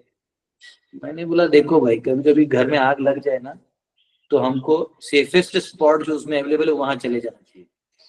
ये जरूरी नहीं कि वो सेफेस्ट स्पॉट ठंडा होगा, पर कम से कम आग से बच जाएंगे। तो वैसे ही भवसागर में आग है, तो विवाह जो है, वर्णाश्रम विवाह जो है वो वर्णाश्रम का पार्ट है। उसमें जाते मैंने देखा है, जो लड़कियां शादी कर लेती है टाइम पे, उनको दिक्कतें नहीं आएंगी, ऐसे नहीं, उनको एडेप्ट होते हैं, फिर थोड़ा सा दिक्कत आती है। कभी पति, आजकल ऐसे भी देखा, पति बोर हो जाता है, पति ध्यान नहीं देता, वो आदमी का स्वभाव होता है। लेकिन वो समय होता है जब माँ अपने बच्चे पे ध्यान दे सकती है, उसको बड़ा कर सकती है, संस्कार दे सकती है ना।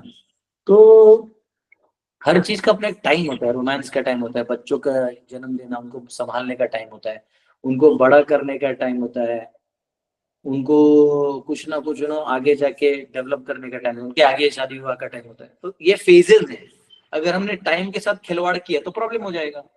अब लोग 30-32 में शादी करते हैं, फिर उसमें क्या होता है कि बच्चे नहीं होने के चांसेस होने लगते हैं 32-35, फिर प्रॉब्लम होता है। बच्चे नहीं तो डिप्रेशन आएगा, बच्चे हैं तो ठीक है, लेकिन फिर वो उम्र भी छोटा है, आप 35 के, बच्चा आपका 1 साल का है, आप में और बच्चे में इतना बड़ा गैप हो जाता है।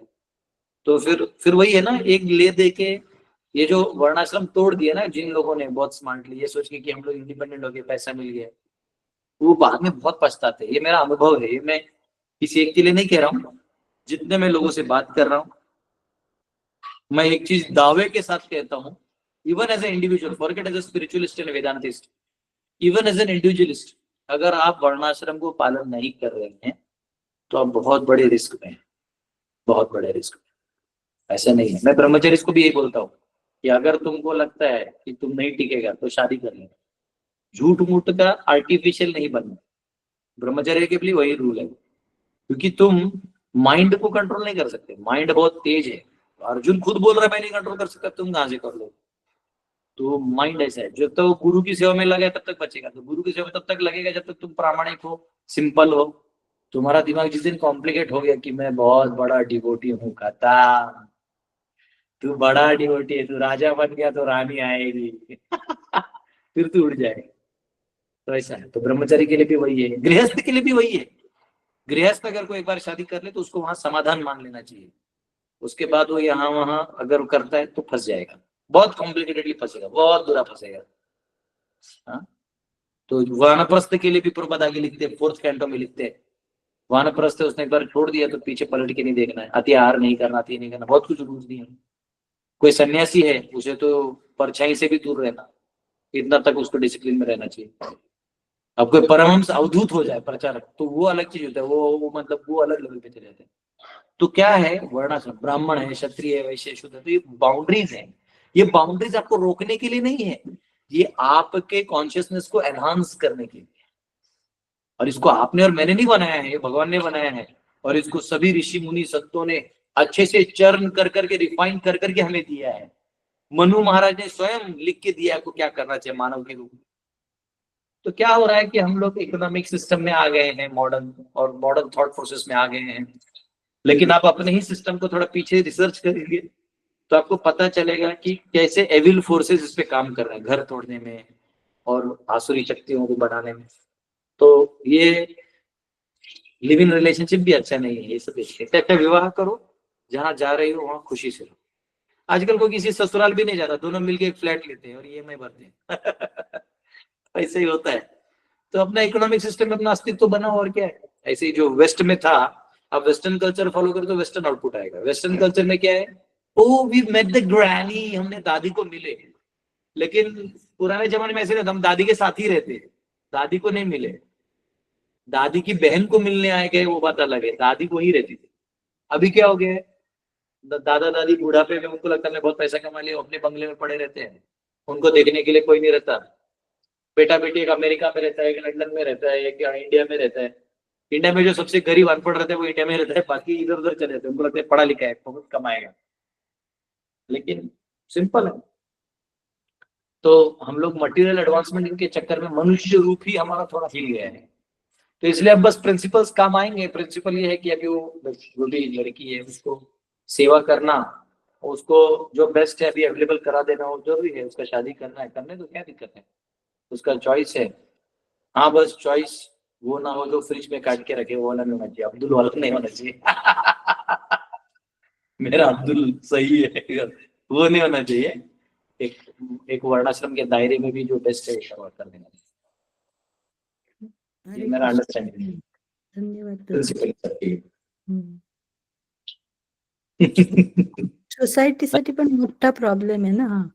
हाँ हाँ यस। मैं इसलिए अभी मैं आपको बताऊंगा मेरा प्लान क्या है। मैं बहुत वोकल होने वाला हूँ। वोकल मीन्स एग्रेसिव नहीं, पब्लिक में आके मैं वर्णाश्रम को स्थित करने के लिए, हो सकता है मैं बड़े बड़े नेताओं को भी कोस दूं, तो वो मैं करने वाला हूँ। जो मैं बोला हूँ आपको, कुछ समय है, एक बार वोकल हो गए तो रिटर्न नहीं हो सकते, इसलिए कुछ काम बचा है करके फिर मैं, क्योंकि ये सोसाइटी को खड़ा करना पड़ेगा, वरना ये जहाँ जा रहा है ये तो एनीवेज गड्ढे में ही जा रहा है, मतलब ये जाके गड्ढे में कहीं में गिर रहा है। मुझे एक बूढ़ा बूढ़ी बता दो जो वेस्टर्न कंट्री में गए, अमेरिका में, और कोई बूढ़ा बूढ़ी जो इंडिया में आके खुशी मनाया हो कि अमेजिंग हमने लाइफ जिया है। एक अमेरिकन, एक लंदन में जाने वाला परिवार दिखा दो जो इंडिया में आया हो बुढ़ापे में और बोला हो। वो एक कैलकुलेशन में जी के वहीं के वहीं सोफिस्टिकेटेडली आराम से प्राण त्याग देते हैं। तो ऐसा नहीं है, कोई सुखी नहीं है वहां पे। शायद भगवान का ये इशारा है हम बुढ़े बुढ़ी को इंडिया में आने के लिए। ये भी एक खत्म हो गया, ये भी एक धागा था, बेटी शादी वो भी खत्म हो जाएगा। तो फिर इंडिया में आके सेवा करो, ज्वाइन करो। हमारी एक, मैं अभी माता जी तो शायद वो क्लास में नहीं बैठती, उनको पता नहीं है, उनको मैंने अभी गीता पढ़ने को बोला है। एक हस्बैंड वाइफ है, अभी मैं उनको पूना में मिल के आया। तो माता जी मुझे बोले कि आपका वीडियो देखा, मुझे बच्चों के लिए गुरुकुल में टीचर थी, इनके हस्बैंड आईटी में थे, दोनों रिटायर हो गए और उनके बच्चे का शादी वादी सब हो गया। तो बोलते हैं अब हमको कुछ नहीं करना है, हमको बस 5 एकड़ आप बोलेंगे वहां जमीन ले लेंगे, उसमें से 1 एकड़ में अपना घर बना लेंगे, 1 एकड़ हम पाम लगाएंगे, 1 या 2 एकड़, और बचा हुआ लैंड आप गुरुकुल चलाए और हम मिलके उसको वो करेंगे। मैं बोला ठीक है। तो फिर हमने बोला कि अभी लैंड में रियल एस्टेट में भी प्रॉब्लम है, तो मैंने बोला मेरे गाँव में जो गुरुकुल में जमीन है वहां पे उनको 5 एकड़ दे रहा हूँ। तो बोले आज मतलब सस्ता भी रहेगा, आपको काम भी हो जाएगा, और वहां रहिए आप, जैसे एल्डरली टीचर्स, जब मैं लड़कियों का गुरुकुल खोलूंगा तो उनको आप लोग ग्रूम कर सकते हैं। मैं माता जी को बोला माता जी लोग तो आए, तो ये ऐसा ही लास्ट में प्रभुपाद चाहते थे we should have such communities.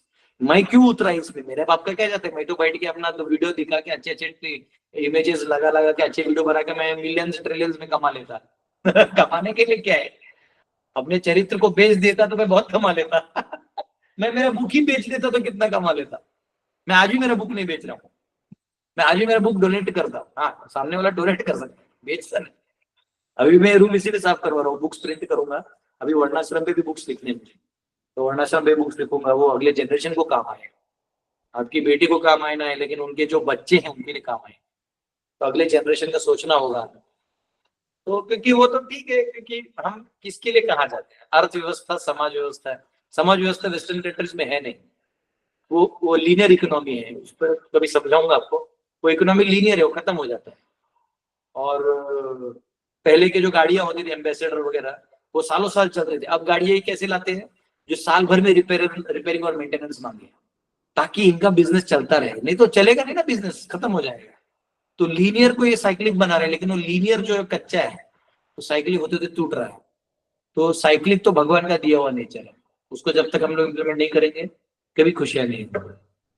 आप देख लो, शहर में इतना ही लोग प्रचार कर रहे हैं, शहर में क्या हो गया है, अब शहर में ये भक्त ही शहर के लोगों से भगवान का भजन करवाने के बजाय 35,000 रुपए लेके 100 रुपए का दूध डलवा दे रहे हैं भगवान पे, आप उनको उल्लू बना रहे हैं। सोचिए, क्योंकि जिसने 35,000 दिए उसने भी किसी को उल्लू बना के पैसा कमाया है तो इसने इसको उल्लू बनाया, अब दोनों एक दूसरे को उल्लू बना रहे हैं, लेकिन भक्ति गायब हो गया, भक्ति गायब हो गया। तो इसलिए ये जो अर्थ प्रधान जो समाज है, इसको अर्थ को गायब नहीं करना है, अर्थ को प्रधान नहीं करना है, अर्थ को एक स्थान देना है। जैसे गाड़ी में ऑयल डालते पेट्रोल, तो पूरे गाड़ी के अंदर पेट्रोल नहीं रहता है, उसका एक जगह है इंजन में, एक पेट्रोल का टंकी है जहां से वो इंजन को सप्लाई होता है, पिस्टन होता है, उधर डालना होता है, उसके लिए वो गाड़ी वहां से खोल के डालता है। अब आप बोलेंगे पेट्रोल दे दो तो पूरे गाड़ी में पेट्रोल भर दोगे, तो गलत है। तो वैसे ही पैसा धन जरूरी है, कहाँ पे जरूरी है, कुछ कुछ चीजों में अर्थव्यवस्था जरूरी है, लेकिन हर चीज में अर्थव्यवस्था घुसा देना, पति पत्नी के संबंध में पैसा, सरकार के हर चीज के टैक्स में पैसा, मुर्दे को जलाना है तो टैक्स, ये करना है तो टैक्स, हमारा ही नदी जो भगवान बहा रहे थे उसको डैम बना के हमारे ही पानी छोड़ के हमसे पैसा ले रहा है, बताओ तो इससे बड़ा फ्रॉड कौन हो। ये जो भगवान ने वेद विद्या ब्रह्मा जी को दिया नीचे तक आया, उसको पढ़ाने के लिए हाँ गीता पढ़ाएंगे 20,000 रुपए काय को, ये ऑनलाइन का नेटवर्क है, 400-500 का रिचार्ज मार दो तो फ्री में है, तो यहाँ से पढ़ा दो, जो बोलना है वो सुन लेगा, 500 रुपया तुमको कोई भी दे देगा, तुमको तो जियो वाला खुद दे देगा, दुकान वाला रिचार्ज मार देगा, जब उसको जाके बोलोगे कि भैया हमको गीता पढ़ाने लगा पैसा, तो वही रिचार्ज मार के दे देगा तो जो अमूल्य चीजें हैं उसको मूल्यांकन करना गलत है। अरे भगवान में भी इतना हिम्मत नहीं था कि सुदामा को बोल दे कि जाओ सुदामा बंगला दे दिया, क्योंकि सुदामा ने पोहा नहीं दिया था, सुदामा ने भक्ति किया था। तो भक्ति को इस संसार के किसी चीज से मोला नहीं जाता, इसलिए भगवान की भी हिम्मत नहीं थी जाके बोल देंगे, भगवान बस हाथ जोड़ दिए, वो समझ गए जब जाएगा तो बंगला दे ही लेगा, लेकिन मैं क्या बोलूं, इसने इतना प्रेम दिया है कि मैं ओब्लाइज्ड हूं। तो क्या हो गया है कि हमारे जीवन के जो मूलभूत मूल्य हैं उनको छोड़ के हम लोग ऐसी व्यवस्था में चले गए हैं जो दिखने में बहुत सुंदर है, परफेक्ट, टाइम पे गाड़ी आता है, लोग टाइम पे रहते हैं, पंक्चुअल रहते हैं, क्लीन, नीट एंड क्लीन रहेंगे। नीट एंड क्लीन मतलब नहाते नहीं, वो बात अलग है, कपड़ा क्वालिटी का पहनते हैं, नहाते नहीं 4-4 दिन, ये फॉरेनर्स 4 दिन कम बोल रहा हूँ, लोग तो नहाते भी होंगे पता नहीं। हाँ, तो ये हाल है वहां पे। हमारे भारत की महिला 2 बार नहाती है, आदमी 3 बार नहाता है। हाँ, गंदा चीज टच कर ले तो हाथ धो लेता है। वो अलग है कि जब हमारे यहाँ बस आता है तो आगे वाले गेट से, पीछे वाले गेट से, खिड़की से रुमाल डाल के सब रिजर्वेशन हो जाते हैं। ये भारत महान है हमारा, लेकिन फिर भी यहाँ पे सब प्रेम से रहते हैं। आज भी प्रेम है, थोड़ा समाज व्यवस्था है, लेकिन वो भी ये सिस्टम तोड़ने में लगा हुआ है, बॉलीवुड के लोगों को इस्तेमाल कर करके। मुझे बताओ, संजय दत्त बेवड़ा है साला, कैसे दिखते हैं वो? संजू बाबा क्या दिखते? तो क्या सिखाए जनरेशन को थर्ड क्लास आदमी? संजू बाबा, अरे क्या बाबा? क्या है वो? सलमान खान एक कौन लॉरेंस बिश ने धमकी दे दी, इधर वो इधर उधर छुप गया है, 2 मिनट में छुप गया। क्यों छुप गए? क्योंकि आपके कैरेक्टर में दोष है, आप इस्तेमाल हो गए। ऐसे छोटे फोर्सेस है, उनका इस्तेमाल के कारण आपने अश्लीलता फैला दी समाज में। आज जितना भी गंदा काम हो रहा है ना, ये बॉलीवुड माध्यम बन गया। इन्होंने लोगों को सिखाया कि कैसे ये गुरु शेंडी वाले बेकार हैं, ये बेकार हैं, हम लोग अच्छे हैं। और इन्होंने जब गलत गलत सिखाया, इन्होंने सबने सीख लिया।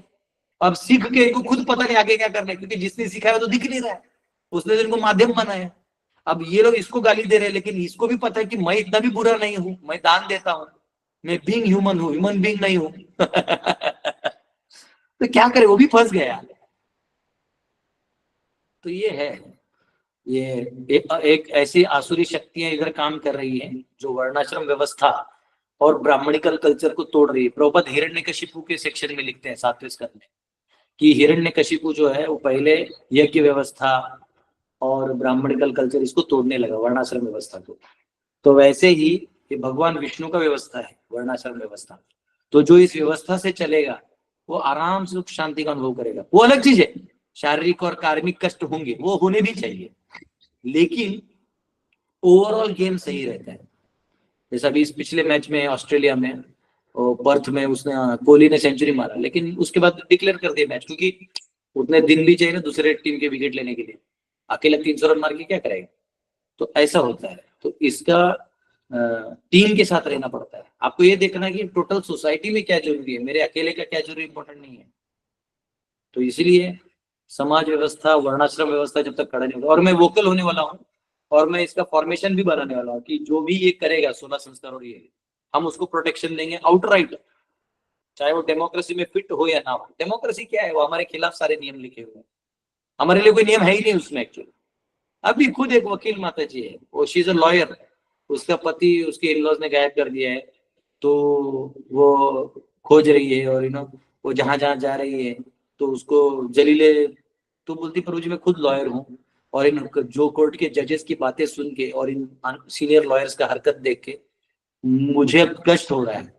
मैं तो अब क्या कर सकते हैं, छोड़ दे, तेरे को दूसरे तरीके से पति खोज के दे देता हूँ मैं मेरे स्टाइल से।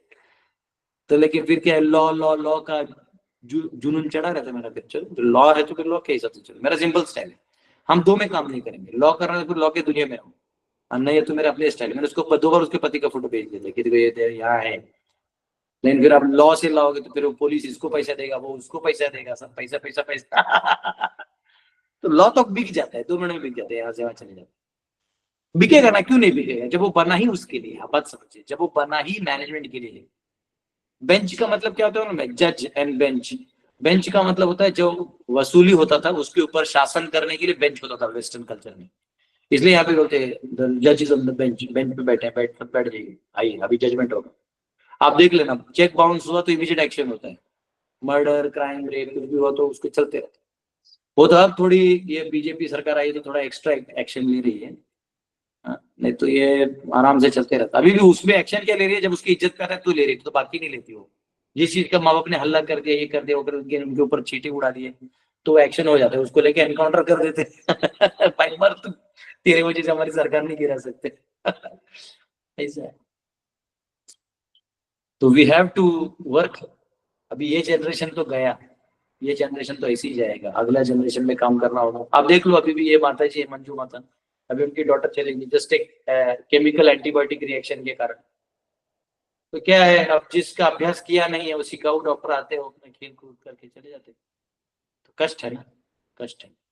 तो हमारा जनरेशन जो उस टाइम का था जो बचा है वही आगे जाके कुछ अब करेगा। इसलिए मैं बुक्स इसलिए लिख रहा हूँ कि बुक्स सब जगह चले जाए वर्णाश्रम के, तो आगे जब ये लोग थर्ड वर्ल्ड वॉर बहुत जोर से करेंगे, कुछ तो करेंगे ये लोग। तो कम से कम ये बुक्स हों और सबके पास चले। ये देखिए यहाँ पे हमारे पारसारथी प्रभु ने खोज के निकाला है। There are very scientific ways of life, these are, but under the rule of demons like Hiranyakashipu, human society breaks all these systems of law and order and gradually becomes lower and lower. Thus there is no peace in the world. No? तो हिरण्यकशिपु जैसा system बना रखा है। Anyways, कोई तो प्रहलाद इसको ठीक करेगा। हम लोग अपना काम करते रहेंगे, हम सब मिलके, जैसे भगवान बोलते थे ना, जो प्रचेत थे वो लोग साथ में मिलके तपस्या करते थे। तो भले वो शुद्ध नहीं थे, लेकिन भगवान ने उनको दर्शन दिया, तो उन्होंने प्रचेतों को कहा कि आपकी यूनिटी से मैं खुश हूं। इसलिए मैं मेरे टीम में ब्रह्मचारी को, मेरे टीम में जितने भी भक्त हैं, इनको ही बोलता हूँ कि यूनिटी बना के रखो, एक दूसरे को संभाल के रखो। बाकी थोड़ा कम काम हुआ तो भी चलेगा, कुछ गलतियां हुआ तो भी चलेगी, पर यूनाइटेड हो, यूनाइटेडली भक्ति करना बहुत जरूरी है। कलो शक्ति, कलो संघ शक्ति, क्या बोलते हो, संघ शक्ति कलयुगे, संघ शक्ति कलयुग, ऐसे कुछ है कि संघ में ही शक्ति है कलयुग। हाँ, ये देखिए प्रचितों को दर्शन दिया, उनको कहा आप लोग एकत्रित हो, इसलिए मैं बहुत प्रसन्न हूँ। इसलिए मुझे लगता है राधा रमन जी हमसे बहुत प्रसन्न रहते हैं। बोलते तुम लोग साथ में तो है, कलयुग में लोग साथ में भी नहीं रह रहे हैं, हम लोग साथ में रह रहे हैं। अभी हमने 5 एकड़ जमीन खोदा, तो वहां के लोगों को हमने बोला कि गाय बैल और मनुष्य को यूज करेंगे। उसके बाद और 5 एकड़ ले रहे हैं, तो और भी लगाएंगे, आम का बगीचा लगाएंगे, ऐसे कर रहे हैं। यूनाइटेडली भी वर्क, यूनाइटेडली हम लोग स्टैंड करेंगे तो वर्णाश्रम खड़ा कर सकते हैं, नहीं तो मुश्किल हो जाएगा। ठीक है, यस। तो बांग्लादेशी ब्रह्मचारी को जेल हो गया, हाँ ठीक है, कोई दिक्कत नहीं है, इसमें कोई बड़ी अचीवमेंट नहीं है। अभी जहाँ पॉलिटिकल चीजें होती है, तो पॉलिटिक्स देखो ऐसा होता है, बनिया से पंगा लोगे, बनिया के विरोध में कुछ कहोगे तो बनिया आपका पैसा लूट लेगा, तो आपको उल्लू बना लेगा, उल्लू बना के कुछ तो लूट लेगा, ये उसका स्टाइल होता है। अगर आप शूद्र से करोगे तो लाठी वाठी मारेगा, अगर आप क्षत्रिय से पंगा लोगे तो आपकी हत्या कर देगा, अगर आप ब्राह्मण से पंगा लोगे तो वो श्राप देगा। तो ये जो शूद्र है, इनके सिस्टम में जेल होता है। क्योंकि अपने आपको इज्जतदार भी दिखाना चाहते, लाठी नहीं मारते, लोग जेल में डाल देते। तो अभी क्या है, थोड़ा सा पोलराइजेशन हो रहा है सब जगह।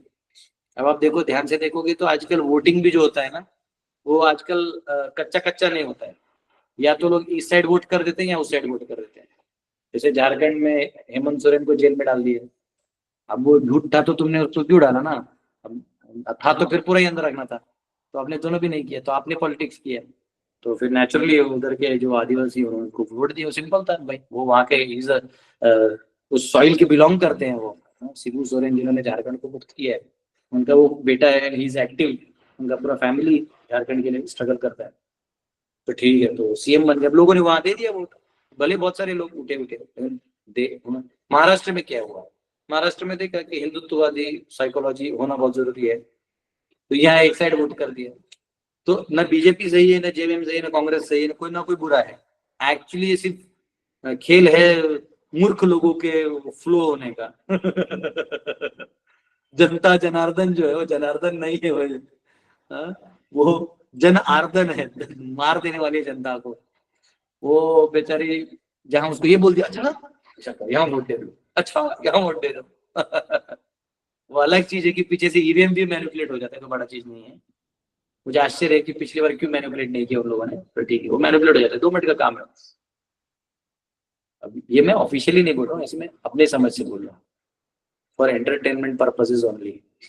तो उधर उन्होंने तो अच्छा चीज है ना, मुझे तो कोई दिक्कत नहीं है। देखिए, पॉलिटिक्स में कभी पंगा नहीं लेना चाहिए भक्तों को। अब वो अलग चीज है कि बांग्लादेश में नहीं करेंगे तो उनको दिक्कत ही होगा। तो बांग्लादेश में रिवॉल्यूशन से ज्यादा है कि हथियार पकड़ने पड़ेंगे उनको, उनके अस्तित्व पे आ गया है। सभी हिंदुओं को हथियार हाथ में लेना पड़ेगा, हर घर में 4-4 तलवार रखो, और चाकू खुर्रा झोपा जो आए, मुसलमान आए तो उसको मार दो। अब आप नहीं तो बचोगे नहीं, वो तो उनको तो करना पड़ेगा। अब वो प्रभु जी को अंदर डाला है तो क्या वो सेफ्टी के लिए डाला है, वो सरकार उनको अंदर नहीं रखेगी, एक्चुअली इसलिए डाला है कि उनको अंदर कर दिया तो ये मुस्लिम चुप बैठ जाएंगे क्योंकि उनको डर रहेगा। वो डिप्लोमेटिक लोग भी अलग काम करते हैं क्योंकि वो इतना बड़ा लीडर नहीं है जो वो बंदा है, वो इतना भी बड़ा लीडर नहीं कि कुछ कर देगा, उसी पोस्ट पे हायर पोस्ट पे, तो उसके वर्ड को वैल्यू है, तो उतना कोई खुखार आदमी नहीं है वो। लेकिन पॉइंट ये है कि उनको अभी सेफ्टी के लिए रखा है अंदर में, कल कुछ उनको हो गया तो फिर और भी इशू हो जाएगा ना, इंटरनेशनल इशू हो गया कि भाई, तो उसको अंदर करके रख दिया ताकि वो सेफ रहे, क्योंकि जेल में कोई मारेगा नहीं ना। जेल में भी डाला हुआ पता नहीं अंदर में, क्योंकि वो उनको मारना तो बाहर मारेंगे, जेल में डाले मतलब जेल बचाने के लिए होता है।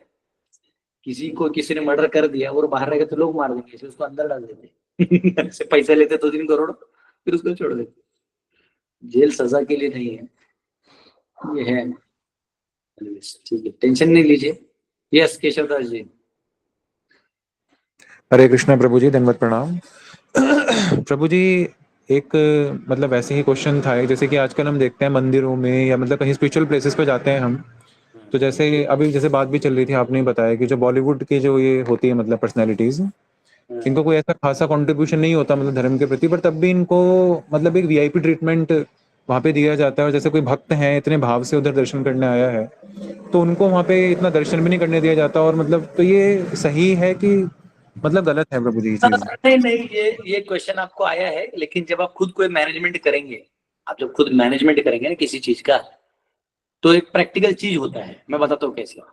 जैसे मैं जन्माष्टमी मनाता हूँ तो वहाँ करीबन 6 से 8 लाख लोग आते हैं, और मैं सबको नहीं जानता, लेकिन मैं क्या करता हूँ, मेरे ड्यूटीज को मेरे प्रधान जी को बोलता हूँ कि जिस अन्य गाँव के प्रधान जी को अलग से रिसीव करिएगा, कुछ गिफ्ट दीजिएगा। और जो बड़े लोग हैं, एमएलए, एक्स एमएलए की वाइफ, डिप्टी कमिश्नर, पुलिस का कोई अधिकारी, पुलिस इंस्पेक्टर भी होगा तो भी, या बीडीओ, जो लोकल लेवल पे बीडीओ सीओ होता है, सरकारी अधिकारी होते हैं, उनका चरित्र क्या है उससे हमको कोई लेना देना नहीं है, क्योंकि वो उस स्थान के या उस राज्य के बड़े राजनीतिक धर्म का निर्वाह करने में जुड़े हुए हैं। तो उनको मैं कहता हूं कि आप राजधर्म का निर्वाह करने वाले लोग, बराबर है, कोई गलत नहीं है। क्योंकि अभी जो भी पॉलिटिक्स है, चाहे वो डेमोक्रेसी, तो ये लोग संभाल रहे हैं ना, जैसे भी संभाल रहे हैं, वो करप्शन कर रहे हैं नहीं कर रहे हैं, वो मेरा काम थोड़ी है बैठ के ऐसे लोगों का जांच पड़ताल करना। मेरा काम है आप पद पे हो और आप पहले पद पे थे, यानी उस सिस्टम में थे या उस अधिकारी में हो, तो एक उचित सम्मान देना जरूरी है। तो मैं खुद उनको दर्शन करा देता हूँ। या ऐसे लेवल पे अभी कांग्रेस की एक माता जी थी, वो हार गई थी, लेकिन टक्कर दे के हारी थी। तो वो अपने पिताजी थे, उसके पिताजी तभी रशिया में जब गीता बैन हुआ था तो मदद की, तो मुझे बात की मुझसे, वो अपने बेटी के साथ आए थे। और जो बिग शॉट है, बहुत 600 करोड़ का मालिक है, जिसका पकड़ा गया था पैसे बाद में छूट गया, वो भी आए थे। बाद में कोई बोला प्रभु जी ये वो है, मैं बोला मुझे क्या मालूम। मैंने सबको फ्रेम दिया, उन लोगों को भी हंसी आती है कि इसको कुछ पता नहीं है, और मेरे को वो सब नहीं आता, मैं पॉलिटिक्स में इंटरेस्ट नहीं करता। मैं उनको मिला, उनको फोटो दिया, फ्रेम दिया, उनके साथ बैठ के दही हंडी देगा, ठीक है, उनको दिया, प्रसाद दिया, हाथ जोड़ दिया, हरे कृष्ण किया, फिर सबको छोड़ दिया। और सीएम की सिस्टर आती है, तो पिछले साल भी आई थी, इस साल भी आई थी, पर्सनली उनको आए, उनके फैमिली के साथ खिलाया, बैठा है, बोलते प्रभु जी आप बैठे रहते, बोला नहीं आप प्लीज खाइए। मैं पर्सनली सर्व किया सबको, पूरे फैमिली किया, फिर जाके मैंने उनको गाड़ी में बैठा, जब हाथ जोड़ा फिर मैं अपना निकल गया, हो गया। तो अब क्या है, वो लोग देखो कैसा होता है, इसका मतलब ये नहीं कि आम जनता को कुछ नहीं किया, नहीं, आम जनता का दर्शन चल ही रहा है, आम जनता को थोड़ी को। लेकिन कभी कभी क्या होता है कि अभी समझे ऐसे नहीं, मैं संजय दत्त को गाली नहीं दे रहा हूँ या सलमान को गाली नहीं दे रहा हूँ, मैं उनको जो दिखा रहा हूँ कि ये लोग कैसे इस्तेमाल कर लिए। ये लोगों का कैरेक्टर है भी नहीं, इनके पास एक्टिंग इसकी, उठा के हमको किसी असुर ने इनको उठा के उल्लू बनाया। अब वैसे सलमान खान को बुरा भी नहीं, आपको मालूम नहीं होगा, मेरा सत्य बुक सलमान खान ने पढ़ा हुआ है, उसमें कर्मा चैप्टर और टाइम चैप्टर उसको समझना था। तो एक माता जी जिसने उसको दिया था, वो बोली मैं प्रभु जी को से मिलवा दूंगी, लेकिन समय वो माता जी किधर है पता नहीं। तो वो मेरा तभी बोली थी कि सलमान को मैंने आपका बुक दिया, तो वो चैरिटी के लिए गई थी, तो उसने बोला गीता तो मिलते रहता है, इसको मैं आपका बुक देती, तो मेरा बुक देता हूँ। तो कर्मा और टाइम चैप्टर उसने पूछा था कि मुझे बताओ। तो एनीवेज, तो ठीक है, वो हम किसी व्यक्ति को दोष नहीं दे रहे हैं, हम बता रहे हैं कि कैसे लोग किसी को इस्तेमाल करके आसुरी शक्तियों को वो कर देते हैं। तो अब वैसे संजू आ जाए, सलमान भी, तो ऐसे नहीं कि उसको मैं दूर रखूंगा, आज भाई आओ, इतना दूर आप मेरे इधर आए हो तो दर्शन करके जाओ, उसमें क्या है, दर्शन के लिए तो चाहो, क्योंकि वो प्रोमिनेंट है। दूसरा है, अगर आप मैनेजमेंट की दृष्टि से देखोगे तो 1 लाख लोगों को उसकी भीड़ में उसको डालोगे, उसका चटनी हो जाएगा, तो वो उसका चटनी भी तो हो जाएगा, जानबूझ के कोई उसका कपड़ा फाड़ दिया, कुछ कर दिया। तो एक बार सुनील शेट्टी गया था जलगांव, बता रहा था किसी इंटरव्यू में, जलगांव के हेलीकॉप्टर से उतरा, लोग भीड़ को, उसको लगा भीड़ गले लगाएगा, कपड़ा फाड़ दिया उसका। कुछ लोगों ने थप्पड़ थप्पड़ भी मार दिया कि हमने उसको मार के आए करके, मतलब दुश्मनी से नहीं, मैंने उसको मारा। इंडियन की साइकोलॉजी जानते हैं, वो पीछे भाग गया, हेलीकॉप्टर से फिर उड़ गया, शूटिंग ही नहीं किया। तो क्या होता है कि वो भी देखना होगा ना कि भाई आ रहे हो तो उनको अलग रोड देना पड़ेगा, आप आइए सीधा दर्शन करिए फिर आप निकल जाओ। वो अलग है कि हमारे गुरुकुल में तो रोड उतना है नहीं, एक ही रोड है। पर जैसे गवर्नर आए थे, तो गवर्नर आने से 2 घंटे पहले सारे रास्ते बंद करवा दिए थे। तो मेरे को भी हाँ बोलना पड़ा भाई, क्योंकि गवर्नर आएंगे, गवर्नर थोड़ी जाम में आएंगे, बाइक वाला जा रहा है साइड से नहीं चलेगा। गवर्नर आया तो उनका कॉन्वॉय आया, सबको मैंने पहले बोल दिया गवर्नर सर 10 बजे आएंगे, लेकिन 8 बजे तक आप पहुंचेंगे तो आप 10 बजे वाला इवेंट देख सकते हो, वरना रास्ते बंद हो जाए, फिर आप चल के आ सकते हैं बाय खेत से। तो लोग 8 बजे तक आ गए थे सारे। वो सर आए 10, 11, 12 बता गए थे, आए तो उनका कॉन्वॉय आया, कॉन्वॉय गया, तब जाके सब रास्ते खुले। लोग बोले प्रभु जी आपने तो पूरा टाउन ही जाम कर दिया था। मैं बोला मुझे क्या पता था इतना होता है। अभी भी महाराष्ट्र, अभी भी हो सकता है गीता जयंती में आए हमारे यहाँ गवर्नर सर, और ये महाराष्ट्र के जो गवर्नर है वो यहाँ पे मुरबाड़ में ट्राई कर रहा है फेस्टिवल रखने का अप्रैल में, तभी उनको बुलाऊंगा, जो नए सीएम बनेंगे उनको भी बुला लेंगे। तो वो ठीक है, ये अच्छा कंसेप्ट है, लोगों को देना चाहिए, सरकार ने भी इसको उठाना चाहिए, इसको उठा भी रहा है सरकार अलग लेवल से। तो पॉइंट क्या है कि जो प्रोमिनेंट फिगर होता है ना, जो सोशल फिगर होता है, उसको सोशल एंगल से सोच के भी आपको आगे रखना पड़ता है, हमेशा स्पिरिचुअल एंगल नहीं चलेगा। स्पिरिचुअल एंगल हाईएस्ट होता है, लेकिन फिर वो क्या है ना, फिर उसके लिए फिर आप ऑर्गेनाइजेशन यूज कर रहे हैं जो सरकारी है, फिर तो प्रॉब्लम हो जाता है ना। तो इसलिए वो क्या है कि सरकारी यंत्रणाओं के साथ काम करना पड़ता है। मैं बोलूँ सलमान लाइन में आ जाए, लेकिन ऐसा नहीं होता ना। सलमान है भाई, उसको तो पुलिस खुद बोलेगी सर आप हमको हमारा काम बढ़ाए, उसको सीधा आगे दर्शन कराइए, आपका आरती प्लेट दीजिए, आप पीछे से सीधा उसको निकाले, फिर जनता इधर जाने दीजिए, ऐसा रहता है। पुलिस खुद नीचे ग्राउंड में काम करता है, तो ऐसा नहीं। हम लोग प्रशासन के साथ काम करना। हालांकि मैं प्रशासन को भी बोलता हूँ कि आपका ये सिस्टम गलत है, लेकिन जब प्रैक्टिकली काम करना है तो अभी तो मेरा मोनार्की पांडव सेना बना नहीं है, तो फिर उसमें तो इनको लेके जैसा है तो एसोसिएशन लेके काम करना पड़ेगा। ठीक है जी जी प्रभु जी एक आखिरी क्वेश्चन और है, बस एक लास्ट है। जैसे सगोत्र हम कहते हैं कि जैसे ब्राह्मण गोत्र हैं तो उसी में मैरिज करें, जैसे होता है हमारे शास्त्रों में भी है। नहीं, सगोत्र ना करें, एक गोत्र में विवाह नहीं होता। नहीं मतलब सॉरी मतलब ब्राह्मण कुल, शायद से मैं गलत बोल गया उसको। तो जैसे आजकल प्रभु जी क्या होता है, वैष्णव, जैसे हम वैष्णविज्म फॉलो कर रहे हैं और अपने कुल में जैसे ऐसी मतलब मैच नहीं है, तो क्या एक वैष्णव से अगर वो अलग कुल का भी हो तो उसे विवाह करने में कोई अपराध लगता है या कर सकते हैं वो चीज? देखिए, विवाह में प्रतिलोम और अनुलोम होता है। 8 प्रकार के विवाह भी होते हैं, गंधर्व, राक्षस, नॉर्मल, ऐसे। राक्षस यानी लड़की को भगा के करना। तो उसमें क्या है, ब्राह्मण क्षत्रिय वैश्य और शूद्र से कर सकता है शादी, लेकिन क्षत्रिय ब्राह्मण से नहीं कर सकता, ब्राह्मण लड़की से। मैं लड़की की बात, ब्राह्मण लड़का, इसको भी पाप माना गया। जैसे मतलब ब्राह्मण हो तो उसी कुल में आपको करना चाहिए। आपको पहले सिस्टम, फिर मैं फाइनल बताऊंगा, कंक्लूजन नहीं बताया आपको। जी प्रभु जी सिस्टम बता रहा हूँ कि कहाँ मानवी माना जाए। ये अब डीएनए आरएनए पढ़ते रहो, लेकिन मेन ये है कि ब्राह्मण वर्ग का जो व्यक्ति है, वर्ग यानी सिर्फ जात से नहीं, जो कर्मों से गुणों से है ना वो, तो ब्राह्मण गुणों से जो है उसके लिए क्षत्रिय गुण वाली लड़की रहेगी तो भी चल जाएगी, क्योंकि वो पति को सबऑर्डिनेट है, तो सत्व भी उसमें आ जाएगा। लेकिन क्षत्रिय लड़की ब्राह्मण लड़की क्षत्रिय लड़के से नहीं कर सकती, प्रतिलोम होगा। जैसे ययाति और देवयानी का हुआ तो बहुत प्रॉब्लम हुआ, क्योंकि क्षत्रिय जो है वो मतलब वो वाला स्पिरिट में रहता है, और ब्राह्मण जो है वो पूजा पाठ वाली रहेगी, तो नेचुरली वो मैच नहीं करता। और ये मैंने देखा था, मैंने पूना में गया था, तो एक आदमी आया रात को 9 बजे, जब गेट बंद हो गया, बहुत पुरानी बात है, 2008 तक की बात हुई, 9 की बात हुई। तो मैं सोया था, तो हम लोग बाहर चटे डाल के सोते थे मंदिर में, कैंप में, पूरा में। तो गेट खोल दिया, गार्ड को कोई लड़ाई झगड़ा कर रहा था, बोले क्या हुआ? तो बोलते हैं कि कोई आया, बोलता मंदिर में दर्शन करके जाना है। तो मैंने बोला लेकिन बंद हो गया दर्शन। बोला नहीं महाराज जी, कोई बात कर लीजिए, हमको बहुत परेशानी हो गया है। तो बैठाया दोनों को, उसकी छोटी बच्ची थी, बीवी थी, और एक आदमी था। तो मैंने बोला कि आप लोगों का लव मैरिज है क्या? बोले हाँ बाबा, आपको कैसे पता? बोला ये ब्राह्मण घर से तुम कोई और कास्ट के दिख रहे हो। बोलते हैं हाँ बाबा, हम तो इसको प्रेम पत्र लिख के शादी तो कर लिया, परेशान है बाबा। तो मैंने बोला ब्राह्मण की लड़की से शादी करेगा भाई, तेज होती है, क्या है, बच्चा है, तेरे को हर दोपहर में पकड़ लेगी।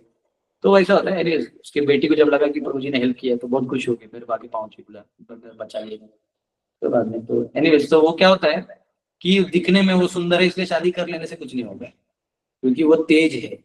तुम हरकत करने से पहले 10 साल आगे क्या करोगे जान लीजिए, तो फिर वो बचेगा नहीं ना, जो कॉम्बो बचता है ना, एड़ा बना नहीं तो बनता नहीं शादी का। तो इसको बोलते हैं अनुलोम, यानी अगर आप ब्राह्मण लड़का है, नीचे के ब्राह्मण लड़की, क्षत्रिय लड़की नीचे जो भी है उनसे शादी कर सकता है, पर ब्राह्मण में करेगा तो बेस्ट फाइनल प्रोडक्ट आएगा। बाहर करेगा तो उसको ब्राह्मणी का दर्जा देना पड़ेगा, लेकिन उसको उधर रहने में दिक्कत होने लगेगा, क्योंकि उसके मैनरिज्म्स पहले से कुछ और हैं और डीएनए भी कुछ और है, तो उसको वो ब्राह्मणिकल सत्वों को एडेप्ट करने में बहुत मेहनत लगेगा। तो ये उसके लिए चैलेंज होगा माता जी के।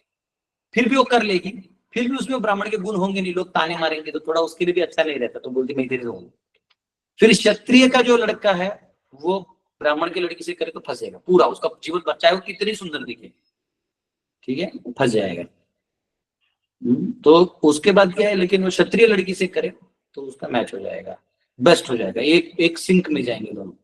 और अगर वो वैश्य से कर ले तो कोई दिक्कत नहीं है, परंतु फिर उसको जो राजा महाराजा टाइप नहीं बन पाएगा, फिर उसको फाइनेंस उसका लोअर हो जाता है वो, क्योंकि उसका मेंटेलिटी मनी माइंडेड हो जाएगा ना, थोड़ा सा इफेक्ट गिरता है। और वैश्य जो है वो वैश्य से शादी कर सकता है और शूद्र से भी कर सकता है। तो लेकिन शूद्र जो है वो शूद्र से कर सकते हैं, उसमें भी बहुत कैटेगरी, बहुत अंदर कैटेगरी बहुत होते हैं, लेकिन वो कार्यों से होते हैं। अभी वो कार्य कोई कर ही नहीं रहा है, हर कोई नौकरी करे तो हर कोई शूद्र, तो क्या बच्चा नहीं जा रहा, लेकिन फिर भी डीएनए तो सबके बचे हैं, वही प्रॉब्लम है, डीएनए और आइडेंटिटी अभी भी लोगों की बची हुई है। हमारे नाम सरनेम अभी भी वही है, तो लोग पता लगे ब्राह्मण है, क्षत्रिय, वैश्य, मराठा है, राजपूत है, सब समझ आता है। तो इसलिए क्रिश्चियन मिशनरी आए तो इन्होंने यही ट्राई किया ना कि सरनेम बदल देंगे, जोसेफ, जेकब, कुछ कर देंगे। लेकिन अभी जिसने मुझे केरला में जमीन दी और इतना खुश है, उसने तो श्री कृष्ण सेना ही खोल दिया है और रोज पोस्ट डालते रहता है। बोलते प्रभु जी आप मेरे को नाम भी बदल देना, बदल दूंगा पूरा। तो ये होता है। तो इसमें कुल ब्राह्मण कुल है तो ब्राह्मण में शादी करने से ज्यादा फायदा है, और उसमें गोत्र होते हैं, तो आपके अपने गोत्र में नहीं करना चाहिए। अपने गोत्र में आप तब कर सकते हैं उसको, अपने गोत्र में तो बिल्कुल नहीं कर सकते, और लड़की के साइड से 7 पुश्त तक जो आपके लाइन में आएगी उसको नहीं कर सकते। यानी समझो जनरली लोग मामा के लड़की से शादी कर लेते हैं बाकी कास्ट में, है ना, तो वो ब्राह्मणों में अलाउड नहीं होता है। ब्राह्मणों में मामा के 7 जनरेशन तक जितने मामा लगेंगे उतनों की बेटियों से या रिलेटिव से हम नहीं कर सकते, फिर इधर जाना पड़ता है। इसलिए बीच में मिडल मैन होता तो सारा नेटवर्क बना के रखता था। क्या मैट्रिमोनी लोग आ गए, सबको शादी करो तो वो डाइवोर्स का ज्यादा पैसा मिलता है। मैट्रिमोनी को मालूम है जितना डाइवोर्स उतना हमारा धंधा होगा। धंधा है ना, धंधा क्या गंदा है, पर धंधा है क्या, गंदा है धंधा है। ठीक है जी जी प्रभु जी। तो प्रभु जी जैसे अगर शूद्र भी कोई लड़की है ब्राह्मण से अगर विवाह करती है तो वो एक तरह के एडजस्ट मतलब हो सकती है, ऐसा कह सकते हैं। हाँ, उसको हो जाएगा, लेकिन वही है कि वो मैनरिज्म संभाल नहीं पाएगी और कुछ रिफाइन चीजें वो संभाल नहीं पाएगी, तो पति को बहुत वो मतलब टॉलरेट करना पड़ेगा। और सिर्फ पूजा पाठ का ही नहीं, नॉर्मल लाइफ में भी वो कंपैटिबिलिटी में दिखने लगता है वो। और बच्चों के परिणाम तो होता है, जो बच्चे जन्म लेते हैं परिणाम तो बहुत अलग होता है, क्योंकि वो बच्चा जो है अगर शूद्र माँ का है और ब्राह्मण बाप का है ना, तो विद्वान होगा, लेकिन हमेशा उसको ना लोअर लेवल की सोच आते रहेंगे, ऊपर का सोच नहीं पाएगा। ये अनुभव आपको बाद में आएगा, वो सोच नहीं पाएगा। जैसे वो बच्चा विद्वान होगा, टैलेंटेड होगा, लेकिन करेज, जो ब्राह्मण का करेज है वो उसमें नहीं आएगा, उसमें टैलेंट आ जाएगा, या तो फिर करेज आ जाएगा, टैलेंट नहीं आएगा, वो दोनों मिक्स होने लगता है। जी जी प्रभु जी। और वो जो कोई वैष्णव है तो उससे कर सकते, मतलब उसमें कोई ये नियम वो नहीं होता। वैष्णव अगर सच में दोनों वैष्णव है तो फिर तिलक और चंदन लगा लेने से नहीं होगा। जी जी तो अभी एक मराठा लड़की है, बहुत दिन पहले मेरे को मैसेज तो पता नहीं वो भी मेरे ब्रॉडकास्ट में है कि नहीं, तो सिंधी लड़के से शादी कर ली, चौपाटी मंदिर में थी, तो मुझे बोली कि मैं मराठा हूँ, लेकिन मैंने मतलब वहाँ डिवोटी काउंसिल में से वो डिवोटी अच्छा था और वो वेल टू डू था। जनरली लड़कियां चाहती है कि लड़का वेल टू डू हो और खाना पीना मिले, तो और मराठा की थी, तो उसने उससे शादी कर लिया, दिखने में भी तभी हैंडसम था, तभी यंग रहेगा। बोले अब प्रॉब्लम ये है कि वो मतलब बैठे रहता है, मुझे सिर्फ देते रहना पड़ता है, वो काम कुछ नहीं करता है, कहीं लेके भी जाओ तो कोई क्रिएटिव एनर्जी नहीं है उसमें। बोले मेरे भाई या मेरे जो रिलेटिव्स हैं उनमें वो, या मराठा लोग होते हैं उनमें वो एक होता है, चल उधर घूम के आते, घूम के, क्योंकि हमारे महाराष्ट्रन बैकग्राउंड से नहीं है तो इसको किसी किले, चलो मटेरियल जगह भी गए तो इसको वो नहीं होता है, तो इसको सिर्फ पैसा पैसा पैसा, क्योंकि वो सिंधी है, उसका भी क्या गलती है, वो सिंधी है, उसका बिजनेस माइंडसेट है। गलती ये कि इसने विवाह कर लिया, अब लड़की क्षत्रिय है, ये बनिया है, उल्टा विवाह हो गया, अब फंस गए, अब उसको निकाल भी नहीं सकते ना, मैं थोड़ी बोलूंगा छोड़ो, मैंने बोला ना जैसा है जी तो जी है, प्रभु जी। तो ये सब। जी प्रभु जी, थैंक यू प्रभु जी, बहुत बहुत धन्यवाद प्रभु जी, थैंक यू। हरे कृष्ण, धन्यवाद प्रणाम। राकेश राय प्रभु, आपका हाथ ऊपर था, फिर आप नहीं दिखे, 10 बज गए, जल्दी क्लास खत्म होती जी है। हरे यस प्रभु जी, हरे कृष्णा, दंडवत प्रणाम प्रभु जी। Yes yes. बोलते हैं कि संपूर्ण आनंद कृष्णानंद ही है प्रभु जी, सोना भी तो 999 ही होता है। 1% तो अपवाद में सब कुछ है। हाँ वैसे ही आपने कह दिया कि वो जेल में सुरक्षित हैं। हाँ, तो जेल में भी धर्मी लोग जो है ना, जेल में भी सुरक्षित नहीं रहते हैं, वहां भी जो है नहीं, उनको दिया होगा बांग्लादेश जो है ना, वो इसको कुछ भी करता है तो भारत सरकार का क्या ना वॉर टाइप हो जाएगा। जी जी तो जी वॉर होने ही वाला है, इसका कारण ये है, उमेश जी म्यूट कर लीजिए, उमेश जी म्यूट कर लीजिए। तो वॉर इसलिए होगा क्योंकि ऑलरेडी इन्होंने शेख हसीना को निकाल दिया, शेख हसीना को निकाल दिया, तो जिसको पिटाए मुद्दा वो बस उनके तोतले एजेंट है, वो होगा उन लोगों का एजेंट होके वो इनको यूज करेगा, और अमेरिका इनको, इस कंट्री को एक ऐसा जगह बना के रखेगी कि इंडिया अगर रशिया से दोस्ती करता है और वॉर में चाइना मिला के कुछ झोल करता है तो यहाँ से अटैक करेगा। लेकिन समहाउ अभी ट्रम्प आया हुआ है, अभी ट्रम्प क्या करेगा भगवान जाने, लेकिन उनके डिफेंसिव मैकेनिज्म तो नहीं बदलेंगे कंट्री के, तो वैसा हाल हो चुका है। तो और इसमें ये सब निमित्त है, ऐसे नहीं कि इसको भक्ति है इसलिए कुछ कर रहे हैं, ये प्रोमिनेंट हिंदू फिगर है वहां पे, तो उसमें कुछ सारा बात। जी हरे कृष्णा, दंडवत प्रणाम प्रभु। तो होते रहता है, भगवान की लीला में मौका मिला है सेवा करने का चीज। यस बल विहारी प्रभु। प्रभु जी, इस छोटा सा क्वेश्चन था कि गुरुकुल में बच्चों का एडमिशन का एज क्या है? 9 साल।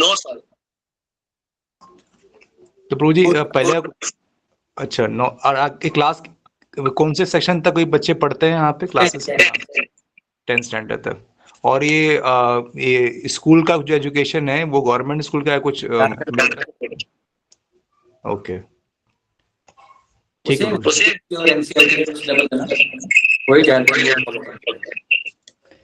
अच्छा प्रभु जी, आपने कहा था कि ये 6 दर्शनों के बारे में पढ़ने के लिए, तो थोड़ा सा मैंने इसमें स्टडी करने की कोशिश किया, तो सांख्य दर्शन पढ़ रहा था, तो उसमें बड़ा पुरुष के बारे में कुछ स्पष्ट नहीं, मतलब उसका एक अलग ही कॉन्सेप्ट है सांख्य दर्शन में, प्रकृति और पुरुष का। तो ये तो पढ़ के मतलब थोड़ा सा भक्ति से थोड़ा डाइवर्ट करने वाली सब चीजें थी। मतलब पुरुष मतलब वो कहते हैं ना कि उसके अंदर एक पावर है, वो दिखाना चाहता है, चेतना है।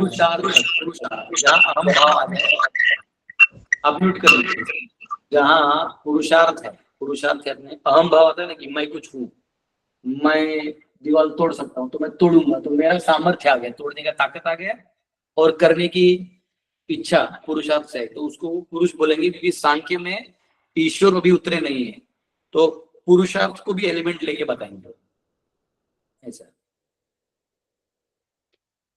ओके प्रभु जी, थैंक यू। तो प्रभु जी हम लोग को पढ़ना चाहिए ये मतलब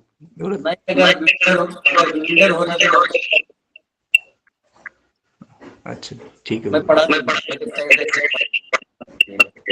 और प्रभु जी आपका दर्शन का तो एक दिन में समझा सकता हूँ।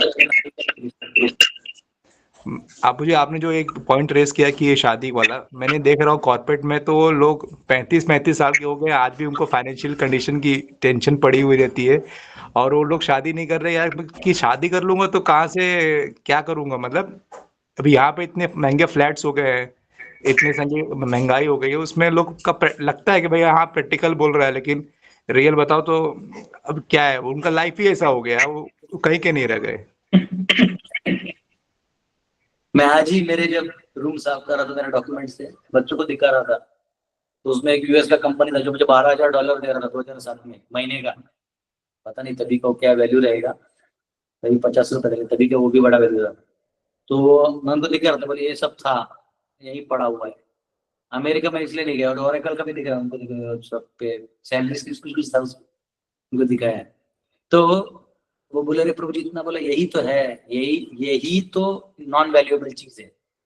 वैल्यूएबल चीज जमीन है, वैल्यूएबल चीज गाय है, वैल्यूएबल चीज कृष्ण है, वैल्यूएबल गुरु है। लेकिन प्रॉब्लम क्या है कि हमारे समाज में उनको तिरस्कार कर दिया। तो गुरु को तिरस्कार करके, शास्त्रों के ज्ञान को तिरस्कार करके आपको क्या मिला? कॉर्पोरेट में चमकी चमकी बिल्डिंग के पीछे तुम्हें क्या मिला? तुम तो गुलाम हो, वहां के गुलाम हो।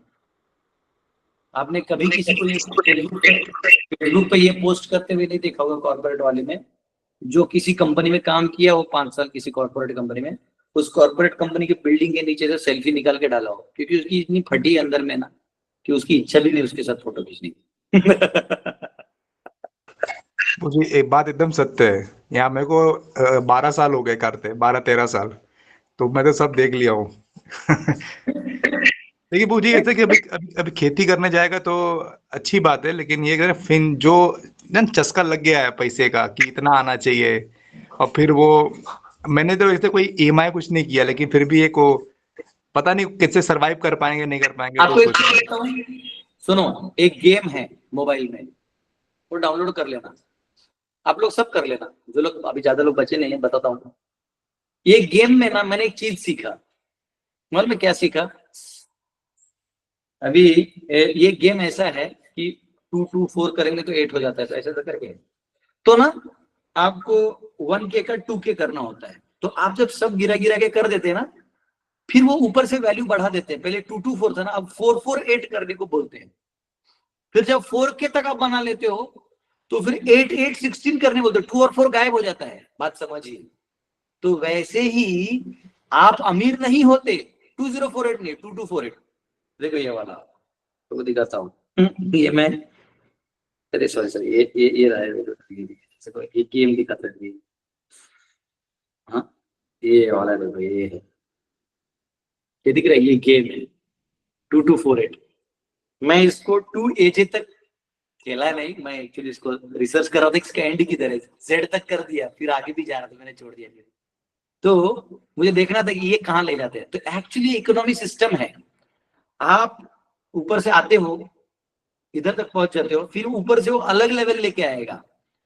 तो आप अमीर नहीं होते, आप आज भी गरीब हो, आप पहले भी गरीब थे, बस पहले 25 पैसे को वैल्यू था, फिर 25 रुपए को हुआ, आज 25,000 को वही वैल्यू है। पहले जो 20 पैसा, मेरे को आज भी बचपन में माँ 20 पैसा देती थी, तो इतना सारा वो मुड़ी और इतना सारा उसके साथ भेल वेल इतना मिलता था, इतना 20 पैसे में।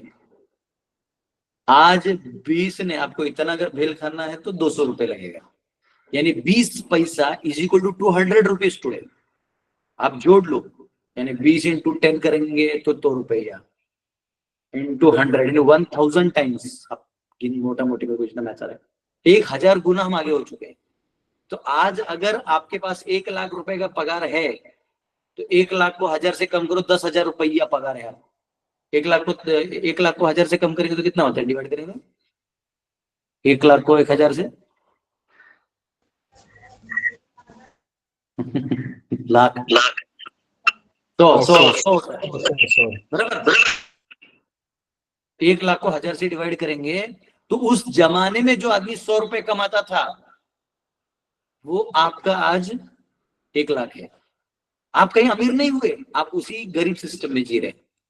जो मेरे पिताजी मुझे बोलते थे, मेरा 17 रुपए सैलरी था पहले 1979 में, 78-79 जब जॉब करते थे फादर, तो बोले 17 रुपए पगार था। तो भी यही प्रॉब्लम था कि अरे बेटा जन्म लेगा तो क्या करेंगे, बोला अरे नहीं जो है तो ऐसा है। तभी वो डरा दिया था कि देखो इतना ही देंगे, वो 17 दिया, वो 17 तभी का था। अब उसको 1000 गुना आगे कर दोगे, अब अभी भी आप कर दोगे 1000 गुना, तो 17,000 यानी तभी 20 पैसे से भी आगे था, मतलब उसको और थोड़ा कर दो, यानी 25,000 रुपये आज का जिसका पगार है, एक नॉर्मल वर्कर है उसको 25,000 रुपये पगार है, लेबर काम करता है ना, वो 300 रुपये दिहाड़ी से 500 रुपये दिहाड़ी से भी जाएगा तो 30,000 रुपये कमा लेता है। वही चीज वो हुआ। तो आज कुछ बढ़ा नहीं है, आपको 25,000 या 30,000 नहीं मिला है, आपको 17 पैसे ही मिला है, 17 रुपये ही मिला है। जब मेरे को स्कूल में एडमिशन करा तो जब मेरा 150 रुपये पगार था, तो कंपनी का मालिक बोला, अरे 150 में नहीं मैनेज होगा। बोला मैं तुम्हें सब दे दूंगा। तभी फीस 35 रुपये था लेकिन वो 35 तब का था, 84 85 का बात है। तभी वो उसको 1000 गुना कर दो, यानी 35,000 रुपये तभी पगार था। आप बात समझो, तो 35,000 रुपये फी था तभी। तो आज भी आपका बच्चे का क्या फी है? 35,000 रुपये है।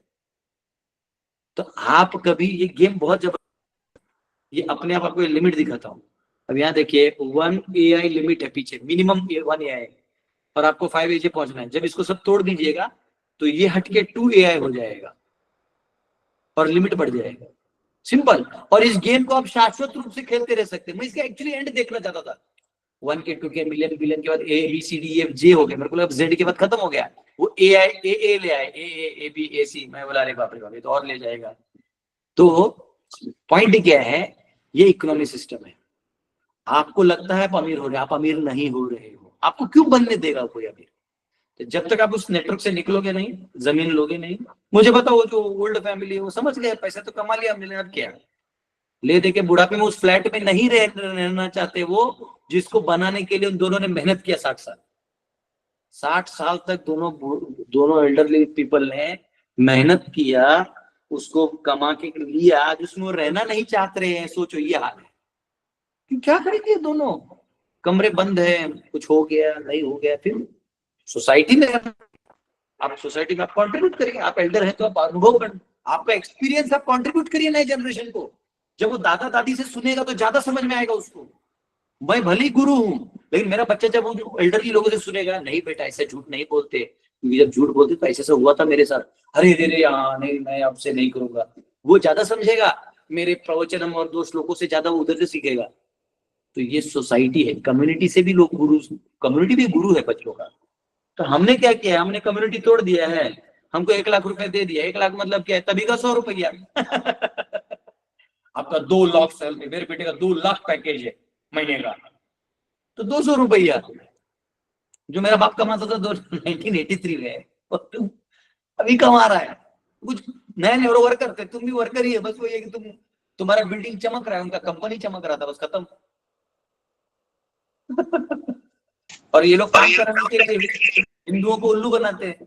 वो बड़े कंपनी में वो क्या करते थे, गणेश जी का मंदिर बना देते थे, राम जी का या कृष्ण का किसी का मंदिर बना देते थे। देखो देखो मंदिर भी है, घंटी बजा के सेवा करो। वाह वाह वाह, वो सेवा थोड़ी है। आप लोग तो क्या करते हो कॉर्पोरेट में कंप्यूटर में काम करते हो तो सब गड़बड़ करते हो। अब फिर गणेश चतुर्थी में से गणेश बैठा के हम लोग हिंदू हैं। ये हिंदू नहीं है मेरे भाई,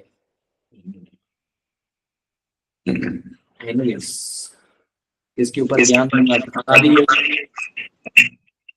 प्रभु जी, ये गाय और जमीन ही सोल्यूशन है। मैंने नहीं दिया है, ये शास्त्रों ने दिया है। प्रभुपाद के पन्ने में हुआ, पन्ने में। मैं इन पन्नों को पलट दूं तो रोक के दिखा दूंगा कहाँ लिखा है। मैं नहीं दे रहा हूँ, शास्त्रों ने दिया। लोगों ने पहले ऐसे ही जिए हैं। सूर्य का तेज तुमको मिल रहा है, आज ये लोग रिसर्च कर रहे हैं। All the cancerous cells can be eliminated by vitamin D, the sun rays in the morning. अबे नालायक, हमारे लोग घर वाले बुड्ढे लोग फट मार के उठा के चल सुबह खेत में ले जाते थे। सुबह हम जमीन में, अभी एक रिसर्च आया है कि जमीन में मट्टी के ऊपर पांव रखने से इलेक्ट्रॉन्स और ये सब एनर्जेटिक हो जाता है आदमी। तो बात से तुम टाइल्स पे चलेगा तो क्या होगा, जमीन पे चलेगा तो हो जाएगा। तो बात क्या है, जो अभी तुम रिसर्च कर रहे हो हमारे लोग पहले से कर रहे थे, लेकिन अब हमारा प्रॉब्लम क्या, हम लोग फंस गए इसमें 1-2 लाख के चक्कर में, और अभी भी नहीं निकल रहे हैं। हंसने का बात यह है कि हम निकलना भी नहीं चाहते। तो फिर भाई जब नहीं निकलना चाहते तो हम लोग तो किसी को पकड़ के तो ला नहीं सकते। फिर हम बोलते हैं भाई सुखी रहो, जाओ जितना सुख से रह सकते रहो भगवान तुम्हारा जरूर कुछ और अच्छा करे, नहीं कह सकते। क्या हर कोई ग्रीडी है? डॉक्टर आपको बचाना नहीं चाहता, डॉक्टर आपकी लाइफ कॉम्प्लिकेट करना चाहता है। क्योंकि जितना कॉम्प्लीट करो उतना आप उसके पास जाओगे। जब वो पैसे के लिए ही कर रहे हैं तो आपको सुधारने के लिए थोड़ी कर रहा है। वो आपको सुधारेगा कब? जब क्रिटिकल केस होगा और उसका नाम होनेगा कि ये बड़ा बड़ा जंजीर ऑपरेशन इस डॉक्टर ने कर दिया, रिसर्च हो गया, तब वो करेगा, नहीं तो सब पैसा है। वो खुद बोलते हैं, जो गवर्निंग बॉडी होती है हॉस्पिटल बोलती सुन 6 दिन इसको डिस्चार्ज नहीं करना, पूरा 6 दिन का पैसा लेना इससे। सर्जरी हो गया, सी दिया, हो गया, चल घर। आपने पहले के डॉक्टर थे चल निकल, अभी ऐसा नहीं, सो ये है वो है ऑक्सीजन। और एक नया चीज आ गया, क्या? Infection. we have to take care of the infection. Infection अंदर के शरीर में हजारों कीड़े पड़े हैं, वो इन्फेक्शन नहीं दे सकते जो बाहर से आ जाएगा। चलो कोई बात नहीं, एंजॉय एंजॉय। पैसा कमाए तो एक खेल है, खेल खेलते रहो, ऐसे करते रहो, AJAM चलते रहेगा, लेवल बढ़ेगा बस। ठीक है प्रभु जी, हरे कृष्ण। अभिनव जी। यस प्रभु जी, धन्यवाद प्रणाम प्रभु जी। प्रभु जी, मेरा क्वेश्चन ये है कि there are multiple aspects to Krishna consciousness के, मल्टीपल एस्पेक्ट्स हैं, तो सभी बराबर जरूरी हैं या इस समय जो पांडव सेना है या हमारा कॉन्सेप्ट है तो उसमें किसी एक चीज के लिए हमको फोकस करना चाहिए, या अपने केवल जो नेचर में जो हमको सूट कर रहा है उसके साथ काम करना चाहिए, जो पर्सनल नेचर के साथ सूट? नहीं, ऐसा है कि नेचर के साथ का बात नहीं है। अभी जो है जब क्रिएशन चालू होता है ना, जब एपिडेमिक होता है, तब सबको सब काम करना पड़ेगा। जैसे भी प्रभुपाद ने वैष्णवों को बनाए, क्यों? आप सब सेवा करो, समझा? अभी आप लोगों को महामंत्र दो, स्पिरिचुअल एक्टिविटी के लिए सब सेवा करो, और आगे जाके इसको सेटल करना है अगर धीरे धीरे समाज को, तब वर्णाश्रम को प्रदान करना, समझा? ऐसा लाइक आप क्या करते हो, कैंप लगाते हो तो सभी प्रकार के पेशेंट्स को लाते हो, फिर उसमें जो आंख वाले उनको रखते हो, फिर उनमें जो सीरियस है जिनको है उनको आप रिकमेंड करते हो कि आप ये काम करवा लीजिए, सिंपल। तो वैसे पहले bringing the milk and boiling the milk, तो प्रभुपाद बोले मैंने ग्रंथ लिख दिए हैं, फिलॉसफी को मैंने अपग्रेड वो कर दिया समाज में, अब आप लोगों को प्रचार करो और उनको वर्णाश्रम स्थिति में डाल के आगे उनको अच्छे मार्ग पे लो। Right Prabhu ji. एंड प्रभु जी एक सेकंड क्वेश्चन, जैसे हम कीर्तन वगैरह मोबाइल के थ्रू सुनते हैं तो इसका प्रभु जी सेम स्पिरिचुअल इफेक्ट है या कुछ फर्क है? नहीं, फर्क है। फर्क क्या है कि आप व्हाट्सएप पे जब आप लिखते हैं ना, आप देखना मेरा आपसे बहुत अच्छा रिलेशन है, लेकिन जब मैं व्हाट्सएप पे लिखता हूँ हाउ आर यू, आपको ठीक लगता है, लेकिन फिर भी वो नहीं लगता कि मैं बोल रहा हूँ। जब आप भी मुझसे बात करते हैं, वो करते हैं फोन पे, या वो एक है कि आप बात कर रहे हैं, लेकिन जब आप सामने रहते हैं तो मैं आपको एक अलग वो एनर्जी लेवल रहता है। तो वैसे ही अगर आपको एक भक्त कीर्तन कर रहा है और सुन रहे हैं आप उधर, आप बैठ के, तो एक अलग 1-to-1 टच होता है। जब आप उसको ऑडियो सुनेंगे तो कान से जाएगा, अंदर में मेंटल फॉर्मेशंस तो होंगे, पर वो फिर भी कुछ बच जाएगा। अब व्यासदेव ने सारे कंसेप्ट्स तो लिख दिए थे वेदों में, फिर उनको क्या चीज खाली बचा? क्योंकि भगवान को उन्होंने एज इट इज अभी तक वो नहीं दिया था भागवत में, भक्ति का। जब दिया, जब भगवान साक्षात भागवत में प्रवेश किए, तब जाके वो कंप्लीट हो। ऐसा है। Okay, thank you very much. आज मैंने सबको आंसर देते थे 10:30 बजा दिया। 2 घंटा आज मैंने लेक्चर जल्दी खत्म किया, सोच के कि 5 मिनट में आप सबको वाइंड अप कर दूंगा, लेकिन कुछ ऐसा हुआ नहीं। चलिए ठीक है, thank you very much, meet you all tomorrow. कल भगवान बात करेंगे ब्रह्मा जी से। हरे कृष्ण। थैंक यू प्रभु जी, हरे कृष्ण। हरे कृष्ण प्रभु जी, हरे कृष्ण प्रभु जी, धन्यवाद प्रणाम। हरे कृष्ण प्रभु जी, धन्यवाद प्रणाम। हरे कृष्णा प्रभु जी, धन्यवाद प्रणाम। जय श्रीला प्रभुपाद। सभी भक्तों को हरे कृष्णा, धन्यवाद हरे प्रणाम। कृष्णा सभी भक्तों को। सभी वैष्णव कोटि हरे को कृष्ण दंडवत प्रभु जी, प्रणाम। हरे कृष्ण। दंडवत प्रणाम। हरे बोल, हरे कृष्ण। वैष्णव सभी हरे माताओं कृष्ण, को दंडवत। आप सभी को मेरा दंडवत प्रणाम। हरे कृष्णा सभी प्रभु जी, सभी माता जी को दंडवत प्रणाम। सभी प्रभु जी, माता जी को मेरा दंडवत प्रणाम। हरे कृष्ण।